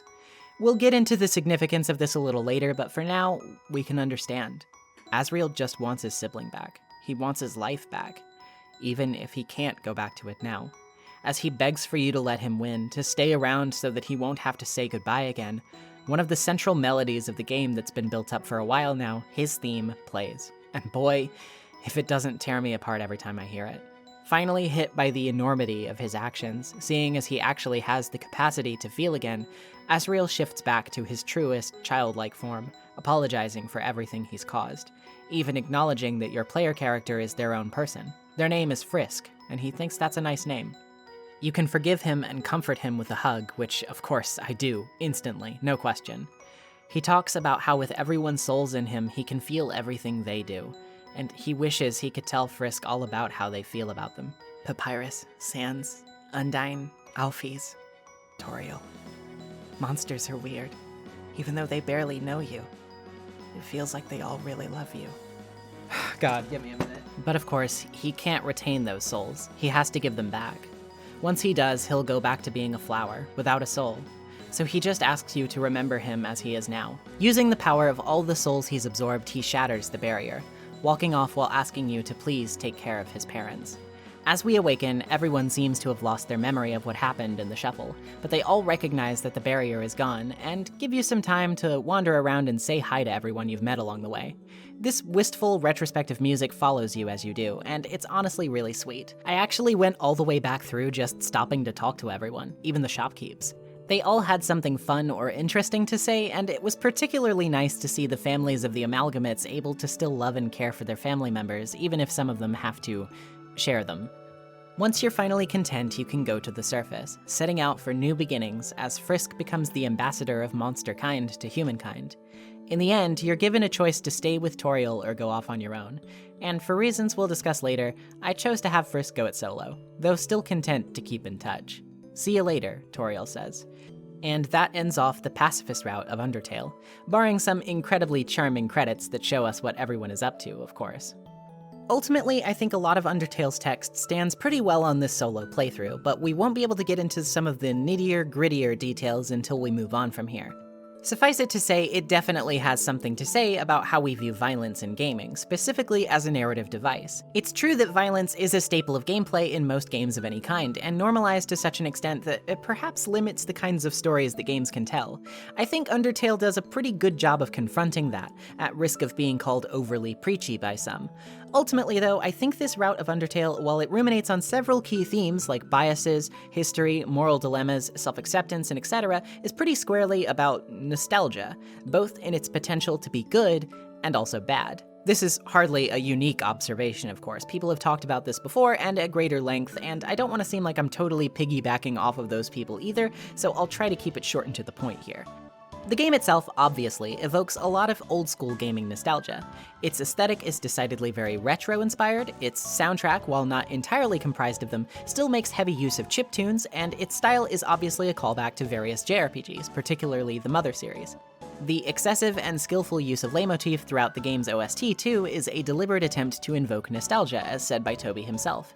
It's definitely not just a surface-level aspect of the game's marketability, but a subject that runs deep throughout its overall composition and narrative.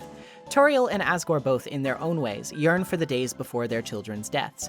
They can try to recreate this nostalgic ideal of home life before their home came crumbling down, but they both fail at this for differing but similar reasons. Toriel can't let go of her fearfulness and embrace the future, so she attempts to isolate herself in an idealistic facsimile of her past, constantly failing to preserve that memory because the children she tries to protect are always prone to leave her.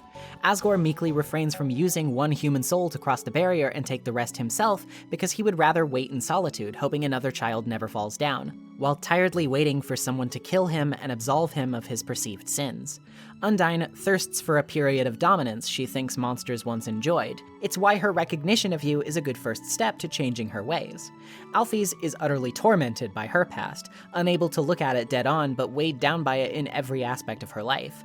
Only upon actually beginning to face and recognize it is she able to begin the process of healing, both for herself and the people she's hurt. She indulges somewhat in the nostalgia of media that I'm sure many of us can relate to, and Undertale doesn't see this as an inherent issue with her, but it does find it important to show that as a coping mechanism for running away from what the future brings, we can't cling on to that forever. We can't just let our favorite art do the work for us, we have to learn from what it's telling us. And of course, Flowey is the ultimate culprit of this.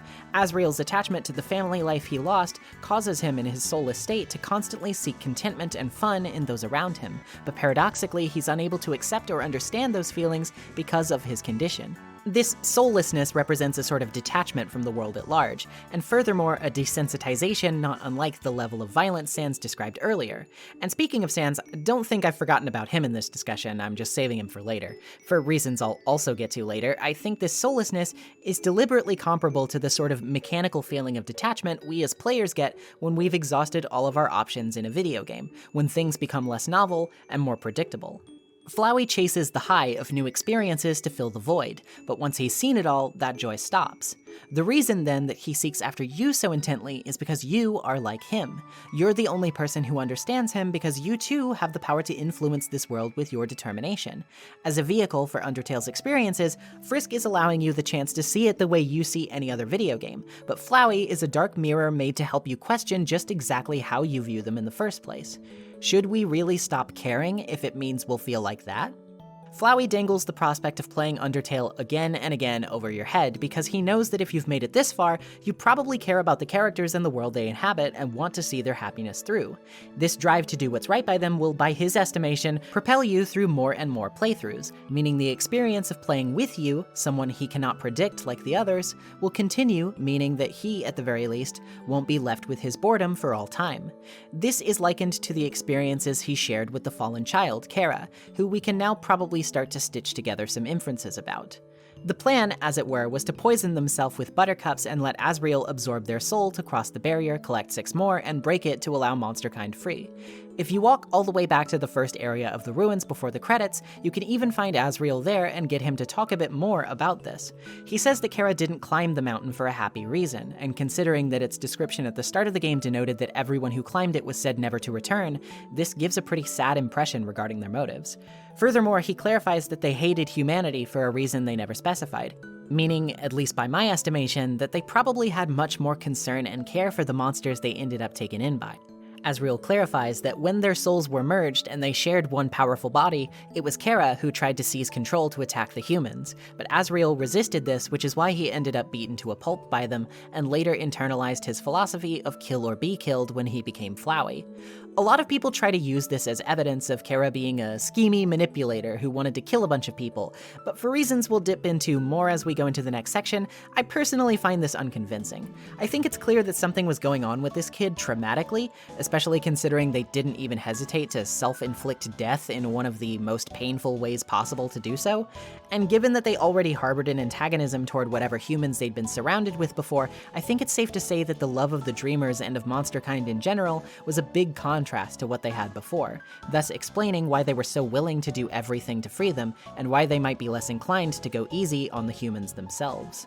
Well, regardless, let's circle back for a minute. Dwelling in the past wasn't good for a lot of these people, a very ironic message to tote in a game packaged in nostalgic imagery and sounds. But nevertheless, looking forward to the future and allowing yourself to grow and change while not fully abandoning the things from your past that matter to you, to always innovate and surprise yourself by building off of that foundation, that's what I think it really encourages, and I think it displays that really well, whether it be through character arcs, ever-evolving game mechanics, or even chiptune music that swells with the addition of layered, modern instruments. Undertale is a game about how it's okay to let go, because there's always something new and exciting waiting for you. It's about how to work through grief, because you'll always have a chance to be happy. It's about the bliss of nostalgia, and how that sweet sadness can motivate us to make even more important memories in the present. It's about knowing when to be done. But you already know that we're not yet. When you reach the end of the credits, the game stalls on the end screen. It doesn't loop back around to the menu. You have to intentionally close the game out yourself in order to get there. And when you boot it back up, you're greeted by Flowey again. He says there's one last person who's capable of ripping the happy ending away from everyone. And you already know who that is. It's you, of course. After everything that happened, even Flowey doesn't think he can do it all again, and he begs you to just leave Frisk be and let them live their life. Though he concedes that if he really can't convince you, you're going to have to reset his memory too. I'd like to bring back a little thing I told you to hold on to earlier now. There's one last bit of Asriel dialogue from the ruins that I didn't mention yet, and that's what you get if you once again exhaust all of his dialogue options in an attempt to cover all your bases. Though it's a bit warmer than the last time we heard it, he asks us a simple question. Don't you have anything better to do? And now, it's finally time to explain why that matters, why this single phrase is perhaps the most important line of dialogue in all of Undertale. And no, I am not exaggerating. We have to talk about the one other most recognized path in this game. We have to know what happens, after all. So, what happens if you kill everything?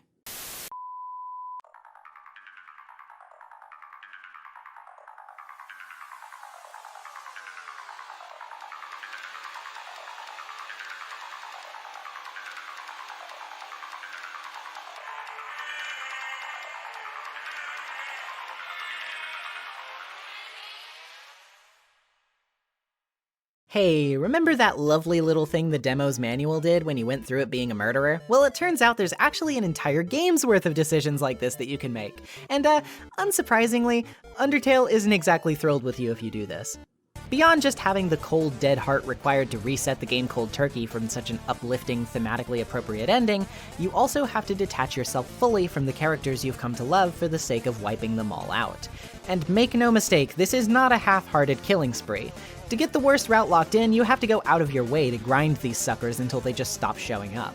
The once vibrant and colorful spaces, which were admittedly quite linear and small, really start to show their simplicity when you're barreling through them. Because like I said in that previous Undertale video of mine, these spaces are not conducive to that kind of mindless push forward. These are places that are supposed to provide you with fun memories, snapshots to carry with you, and activities to share with a wonderful cast of weirdos.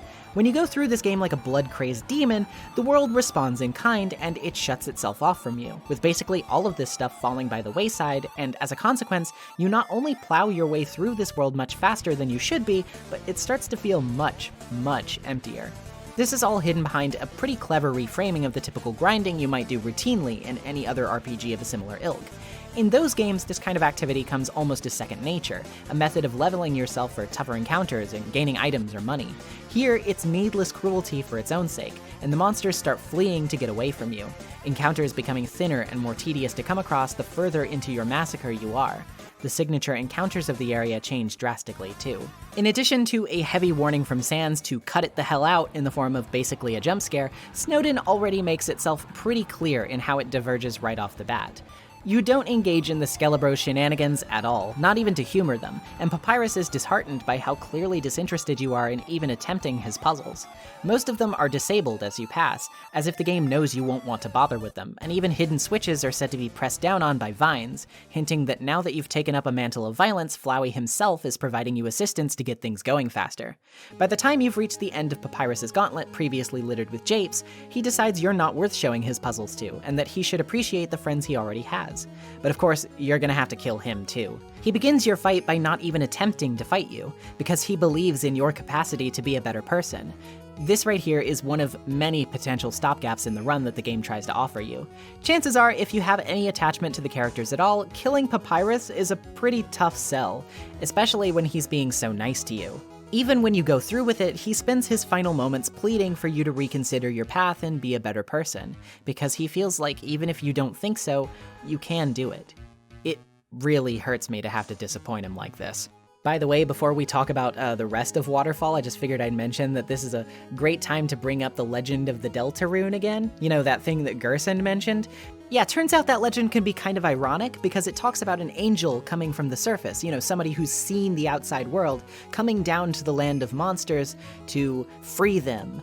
Gerson says in the Pacifist route that some people have become a little bit less optimistic about this messaging, thinking that maybe it's an angel of death that will wipe them all out instead of actually freeing them, you know, freeing them from their mortal coil, that is. And the thing about this prophecy is that both answers are actually correct, depending on how you play the game. If you play like a pacifist, you really do free them into the outside world. You are an angel.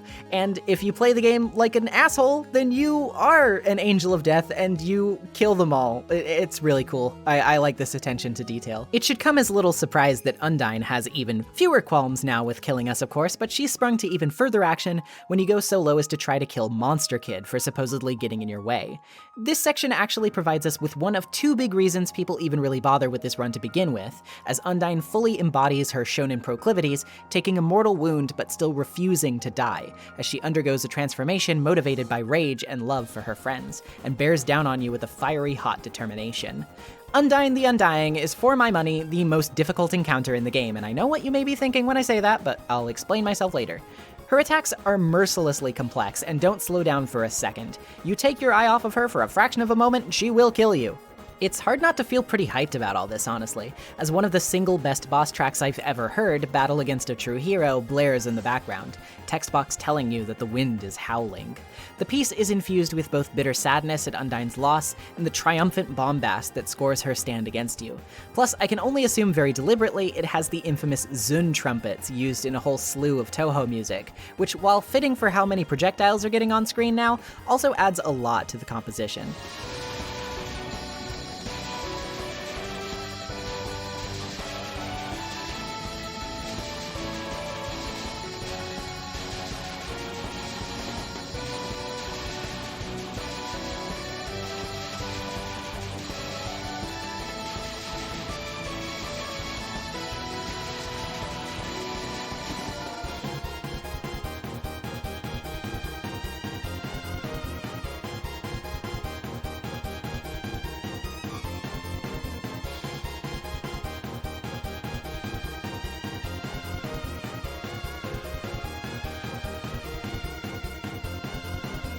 I've heard a lot of arrangements of songs from this soundtrack, and don't get me wrong, so many of them are fantastic. But there's a simple yet incredibly effective charm that comes from Toby's use of specific sound fonts here that really puts the original tracks in a league of their own, in my opinion.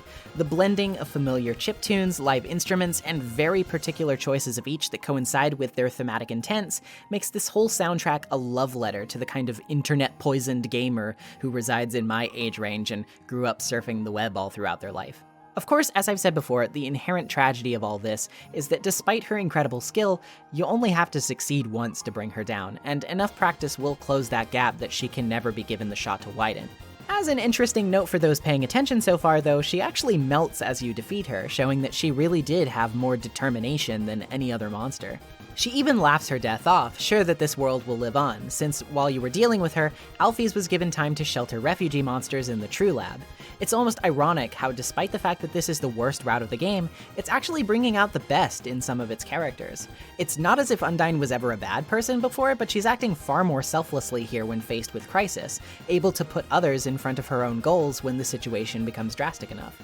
And of course, once we enter Hotland, this remains a trend, as not only is Alphys entirely absent due to her role in sheltering survivors in the very place she was so determined to hide from them before, but Mettaton also becomes far less willing to play around with you and even calls you an ugly little creature. Unfortunately for him, though, his cool transformation is not host to another big boss battle. It's an intimidation tactic that won't work on someone as disaffected as you, especially not when it's basically just a glass cannon. That doesn't mean you've got no challenges to deal with anymore, though. Obviously, the big kahuna of boss fights that everyone knows about is Sans in the Judgment Hall, who starts off by asking if you think even the worst person can become better if they just try, but when you approach him, he merely apologizes to Toriel for not being able to keep his promise to protect whatever human passed through the ruined door. He blindsides you with incredibly complex attacks, dodges your every move, deals constant damage every time one of his moves touches your hitbox, and even inflicts karma damage, which drains your HP steadily upon impact. Halfway through the fight, he even starts using screen blackouts to disorient you and introduces attack patterns on the UI itself so that you don't even have a moment of peace while trying to decide what to do on your turn. So I know what you're thinking. This isn't as hard as Undyne's fight was to me, and honestly, no. It's very difficult, don't get me wrong, definitely. It took me over 100 tries to get him the first time I ever played this route.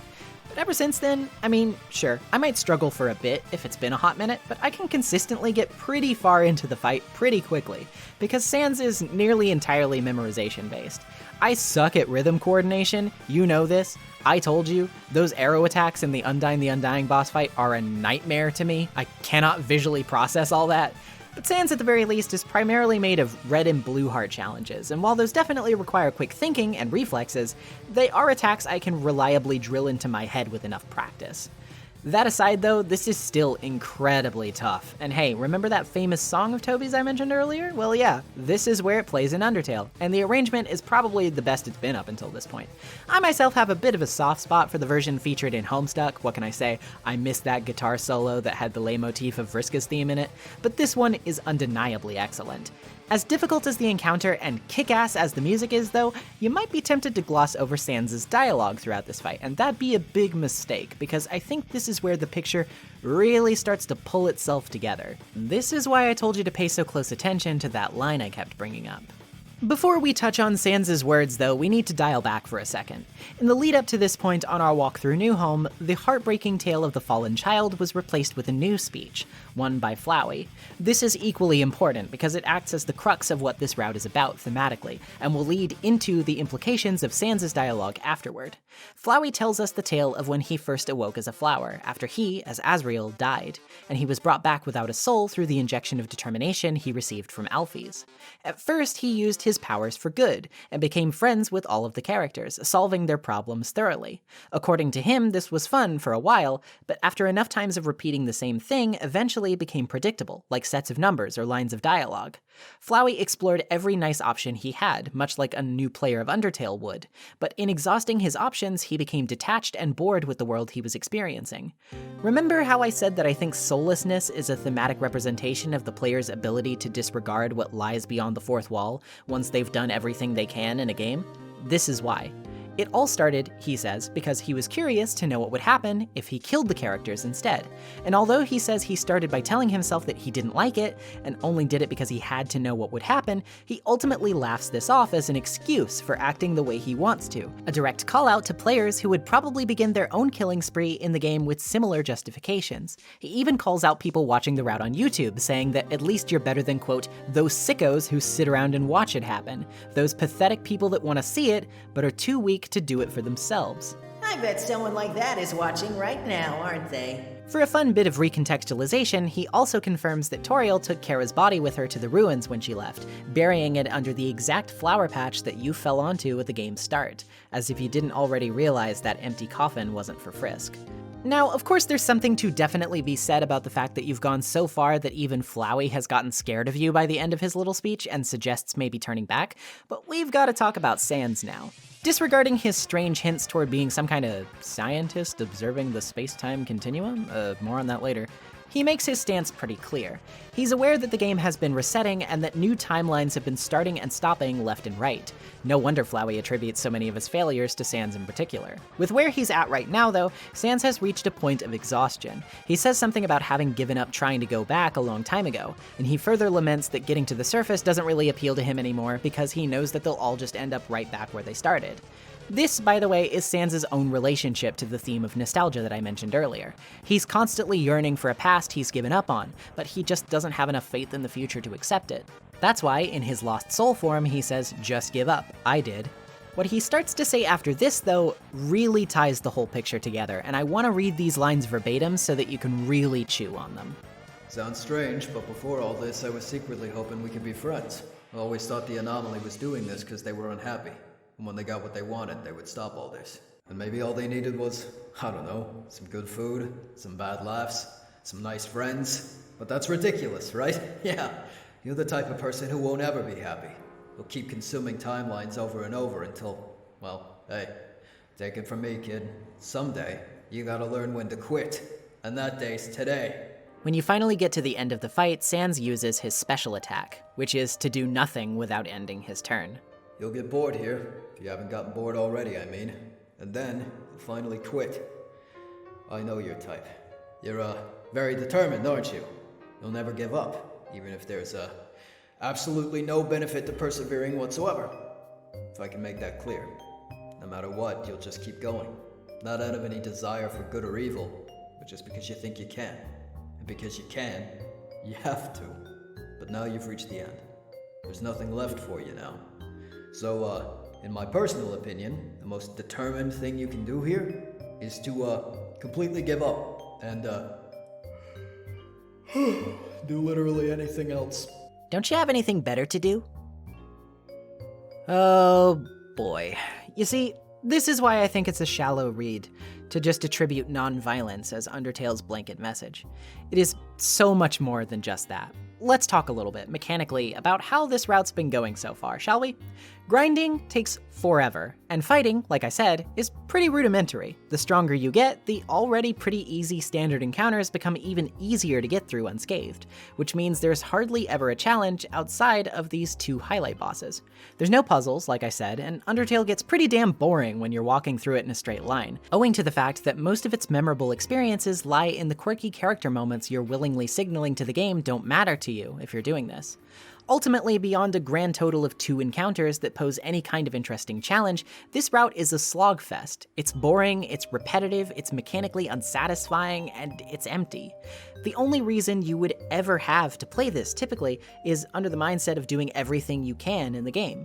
If you can, you have to, after all. It's a completionist's mindset, you know? You bought the game, you finished the main part, but you want to see everything it has to offer you, so even if there is basically no enjoyment to be had in any of this, even if it comes at the cost of devaluing the experiences you had with it previously, detaching yourself from the characters you loved, and spending hours doing monotonous kill farming, it's part of the checklist. Therefore, it must be done. This is what Undertale is really getting at. I've seen some people say that this route fails to be an interesting companion to the pacifist route because it's so insistent on punishing you for your actions that it fails to actually be fun to play. That everyone, regardless of their moral decisions, should still get a product worth playing that is mechanically fun. Not to be an artsy snob, but I think that this is totally missing the point. The game has already signaled in multiple different ways, both mechanically and narratively, that it doesn't expect you to be doing this your first time around. If anything, if you're here, it talks to you like you've inevitably done the pacifist route already. It shorthands a lot of things that it assumes you must already know. Hell, it doesn't even bother explaining Flowey's backstory to you. He just picks up from the facts you already know because, well, yeah, you already know them.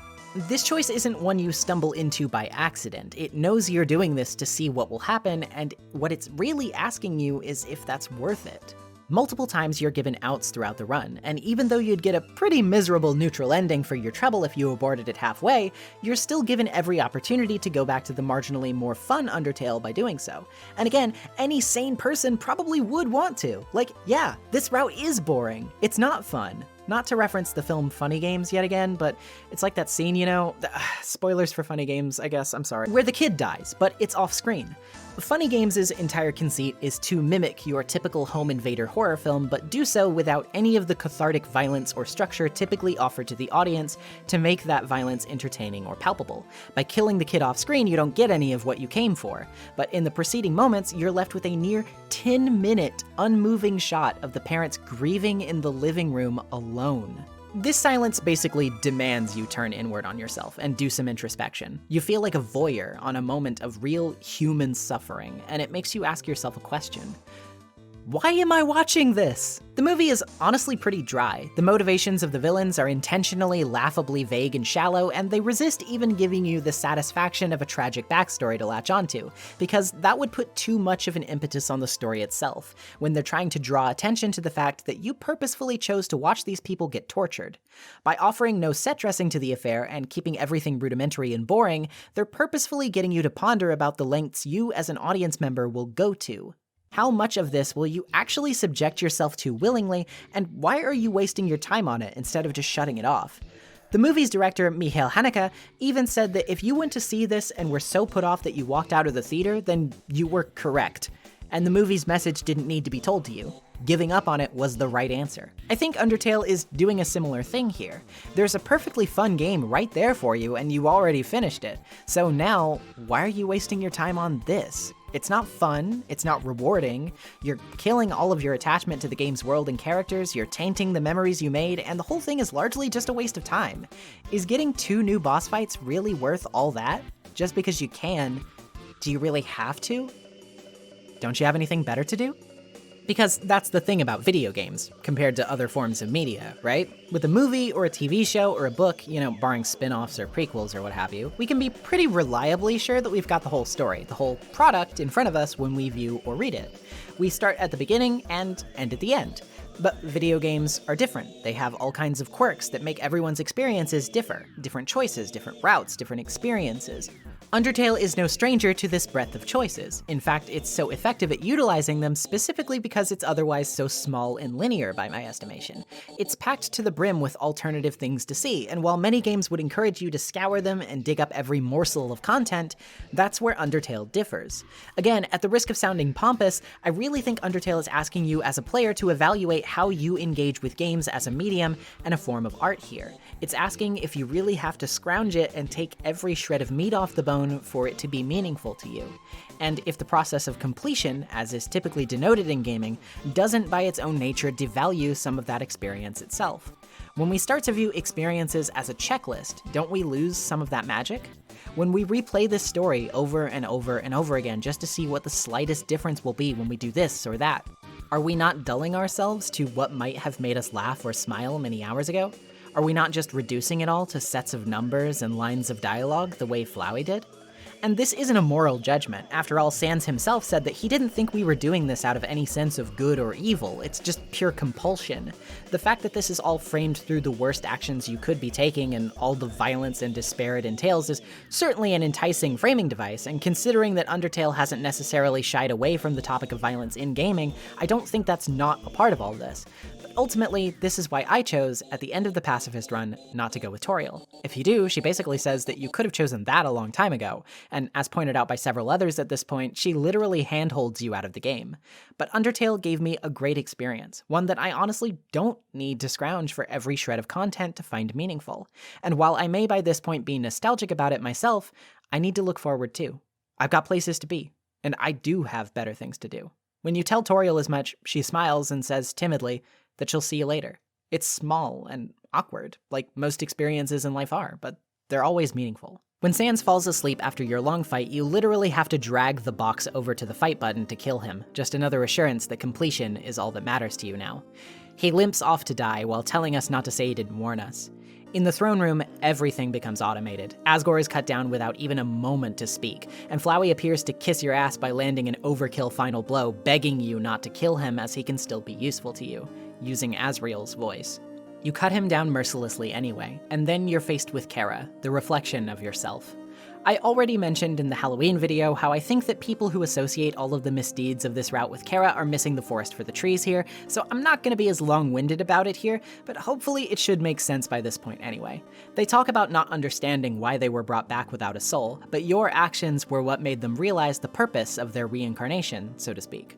Instead of letting this troubled child rest and Frisk have their own life, you've led by example to show this fallen child, a mirror of yourself, what really matters to you. Endless completionism, endless grinding, endless violence. If you weren't already convinced by this narrative of completionism as the ultimate detachment, they even tell you to erase this pointless world and move on to the next. About as transparent a way as any to say, well, nothing left to do in this game, another piece of forgettable content thoroughly consumed. Let's toss it out and play another one, bestie. And I've already hit on this before, but upon accepting their offer, the line, "You are a great partner, we'll be together forever, won't we?"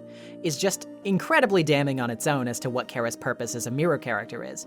You'll be together with Kara forever because they represent your priorities. You can't shift the blame for any of this because you will always have to live with your own decisions and their consequences.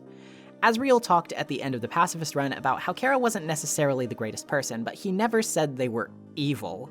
Toriel and Asgore clearly loved them very much, stocked up on chocolate for them, and need I mention the whole painful buttercup death thing again? Hell, if they were just some weird murderer kid, there was no reason to play some sort of weird undead long con to get to it. Because a single human soul dwarfs the power of thousands of monster souls. They would have had absolutely no trouble wiping the monsters out when they fell down if that's what they really wanted. But they didn't want that. They wanted to free monsters, even if getting a little revenge on the humans who mistreated them may have also been on the to-do list. In effect, you're basically teaching them the exact wrong coping mechanisms for everything in this route. This is also where I've seen some pushback on the whole Kara represents the player thing, because many people have said that since they have an actual role within the story and the lore, they can't be representative of the player. But, I don't buy that, because characters can in fact be more than one thing. I mean, Asriel is a villain, a martyr, a dark parallel of the player's choices to make you realize your own tragic folly, and I don't know, probably a Christ allegory? I think they can have this. If you refuse their choice to erase the world, nice job, hypocrite, they also ask you since when were you the one in control, which again, I don't really think specifically points to them wanting this so much as pointing out the folly you've made by bringing them to this point. I guess you could also take it as a metaphor of like being driven solely by your compulsion for completing the game rather than allowing your emotions to take precedent or whatever, but that's not something I think was intentional. That's just a fun bit of interpretation on my part. If you boot it up after this, you have to sit in howling windy silence for 10 minutes to get any kind of response because, yeah, you erased the world, kinda stands to reason. Kara asks if you really want to go back to the world you so thoroughly destroyed, almost a tease at the fact that this was the last item on your checklist. What? I thought you completed the game, champ. Why do you want to go back? They ask you if you think you're above consequences, and they'll just shut your game out and say exactly if you answer yes. If you answer no, though, they'll offer to truly reset the game if you give them your soul. If you accept this offer and play the game soulless, you've effectively signed yourself off to be a part of the aforementioned metaphor. You don't care anymore, so now you're just like Flowey. Even if you get the pacifist ending, it's ruined by the looming threat of a soulless Frisk killing everyone in the future because they too lack the ability to care about the game or its characters anymore, and will eventually get bored of them and start doing heinous things just like Flowey did. The way this is achieved is especially in your face too, because completing the no-good, horribly bad murder fun time run creates a file deep in your computer that Undertale checks your system for every time you boot it up, and if it exists on your hard drive, it tells the game that you're soulless, effectively locking you into the consequences of your actions for all time. It is technically possible to get rid of this file with the help of an extensive tutorial which has you jump through a lot of hoops, many of which involving turning off your own Steam Cloud services, but honestly, if you're going to all that trouble, it made its point already. Never has completion felt so pointless, but that ultimately was the point. I think I'll try to cherish the memories I made the first go around instead. And besides, I've got better things to do anyway. Fascinating. Can I get a large... Narratively, this game is a paragon of interactive storytelling.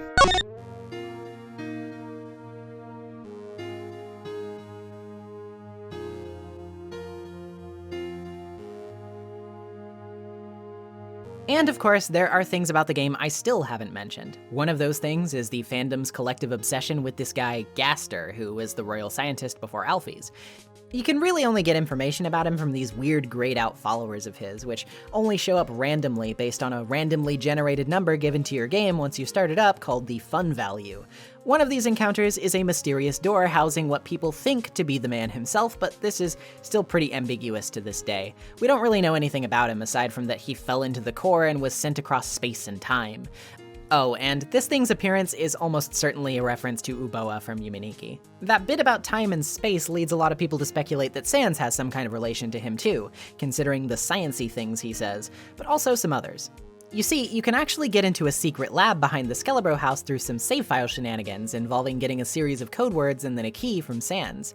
Initially, it just leads you to his room where it seems he pranked you, but you can find a key inside his room that lets you into the room out back. It's all very clinical looking, and there's some kind of busted machine covered with a sheet, and blueprints too. There's a picture of Sans with some people in a drawer that you don't recognize, and the back of it says, "Don't forget." This recurrent phrase, which shows up a lot in the spiritual successor Toby has been working on recently, Deltarune, combined with the fact that Gaster seems to be involved with Deltarune, has got a lot of people working hard to theorize about it, but that will remain to be seen. Following Undertale's breakout success, it didn't just enjoy a follow-up though, it also got several console ports, with additional content each time. The PS4 and Vita release kicked things off with a great collector's edition, which I snatched up right away. The Switch release also added a brand new optional boss, wherein the spirit of the Mad Dummy binds to that of a Mew Mew mannequin that Alphys owned, once again acting as something of a metaphorical narrative, where she becomes attached to and content with her new body, saying that the minute she laid eyes on it, she knew it was her. This is incredibly sweet to me, and comforting for reasons I'm sure should be obvious.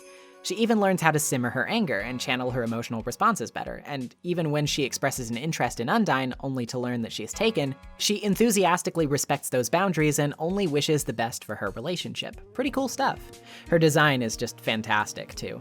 Subsequent console ports have also had quirks of their own, and each one has only solidified, in my mind, the reading of this game as one that asks us to think critically about completionism. The original PC release of the game, unlike basically any other on Steam, had absolutely no achievements to speak of, and even when needled into creating some for consoles, the way Toby went about it was very telling. The only story-related achievements are for making it to Snowdin, Waterfall, and Hotland, which you'll get no matter what choices you make throughout the game. There are no achievements for specifically pacifist encounters, or those of a more murderous slant. That would be incentivizing you to play like a completionist to get that platinum, so it's simply not part of the equation. Otherwise, the only other achievements are related to the Dog Shrine and later the Dog Shrine Casino in the Xbox release, borderline parody achievements for a feature of the game which is itself practically done as a gag on additional content itself. And what do you get for getting every achievement in the game? The last achievement, titled, "Don't You Have Anything Better to Do?" Hell, did you know that if you keep redoing the worst run, even Kara calls you on your crap? They say you're racked with a perverted sentimentality, and suggests that if you're really gonna keep wasting your time on repeat playthroughs, you should seriously consider at least doing something else. Talk about a call to action, right? At least be normal if you won't touch grass. What an inspiring message. Undertale's legacy has stretched far and wide at this point. You don't need me to tell you that. The fact that people reacted as they did when a Sans costume was revealed for Smash Ultimate was plenty enough to illustrate that point, I think.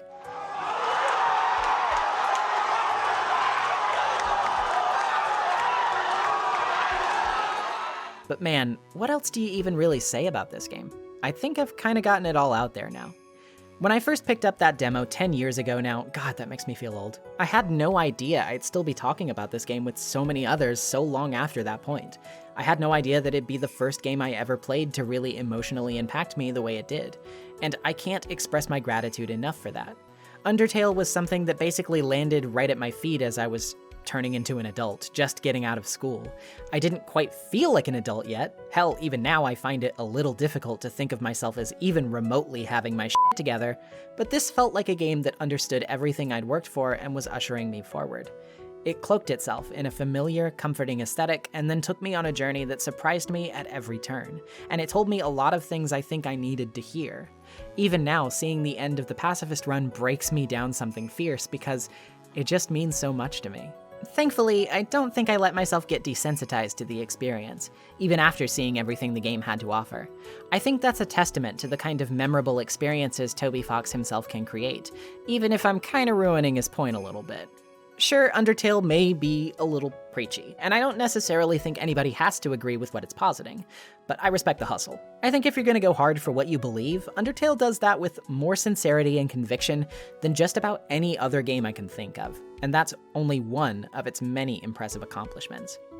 There are very few pieces of art that make me think to myself that I am extremely blessed to be living in a period of time where I was afforded the chance to be able to experience it. But for the reasons I've outlined and many others, I think Undertale is one of those experiences. And I may want to heed its advice to spend my time wisely, but I think that time can wisely be spent revisiting this gem every once in a while, so long as I know when to let go afterward. When you overcomes the gravitational forces, it turns out that one universe is real and the other one is fiction. How? How do I know? It's a kind of model projection in cyberspace. Okay, so where's your hero now? Is he in reality or is he in fiction? His family's in reality and he's in fiction. But isn't fiction real? Why? Well, you can see it in the movie, right? Of course. Well, and it's just as real as reality. Because you can see it too. Right? Bull. Why?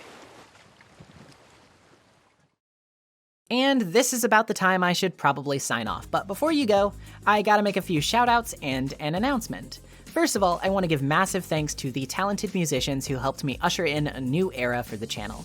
My new intro theme was composed by Surashu, who you may know from his phenomenal work alongside his partner Ivy for things like the game Iconfell, and of course the incredible music featured all throughout Steven Universe. I've also got some fantastic credits music coming up here in a minute that was put together by my pal Rom M, who is a musical contributor to Vast Error, but also has some true bangers over on his Bandcamp that you should check out, like his album Chaos Minds Me, and an awesome song based on Umi Neko for the 07th fans in the crowd. Also, a big thanks to, my mom for helping me get together the ingredients and other such stuff for that pie I showed off at the start of the video. Very sweet of her. To keep up to date on what I'm doing, feel free to follow me at twitter.com/NezumiVA or on Tumblr at the same @. To keep the channel alive, you should feel free to subscribe if you haven't already, ring the bell for notifications, and leave a like and a comment to boost this video's presence amongst the ever-abrasive tide of the YouTube algorithm. You can also, of course, provide your direct support via Patreon and Ko-fi, both linked in the description, or become a channel member with the join button right below the video. And now, before I tell you what's coming next, let me thank some specific patrons, those being Serena Midori, Shogun DX, Friend of Dracula, MJL, Ali Oliver, Claire Meeboon, and Noelle Hadley. And now, to close us out, hey, did you know that during the Date with Papyrus, the OST track Dating Start was specifically inspired by a track in a different video game? That track was called Turnabout Sisters, and it actually comes from the game we'll be discussing next time. So join me when we next meet so that we may wax retrospective about Phoenix Wright, Ace Attorney. Peace.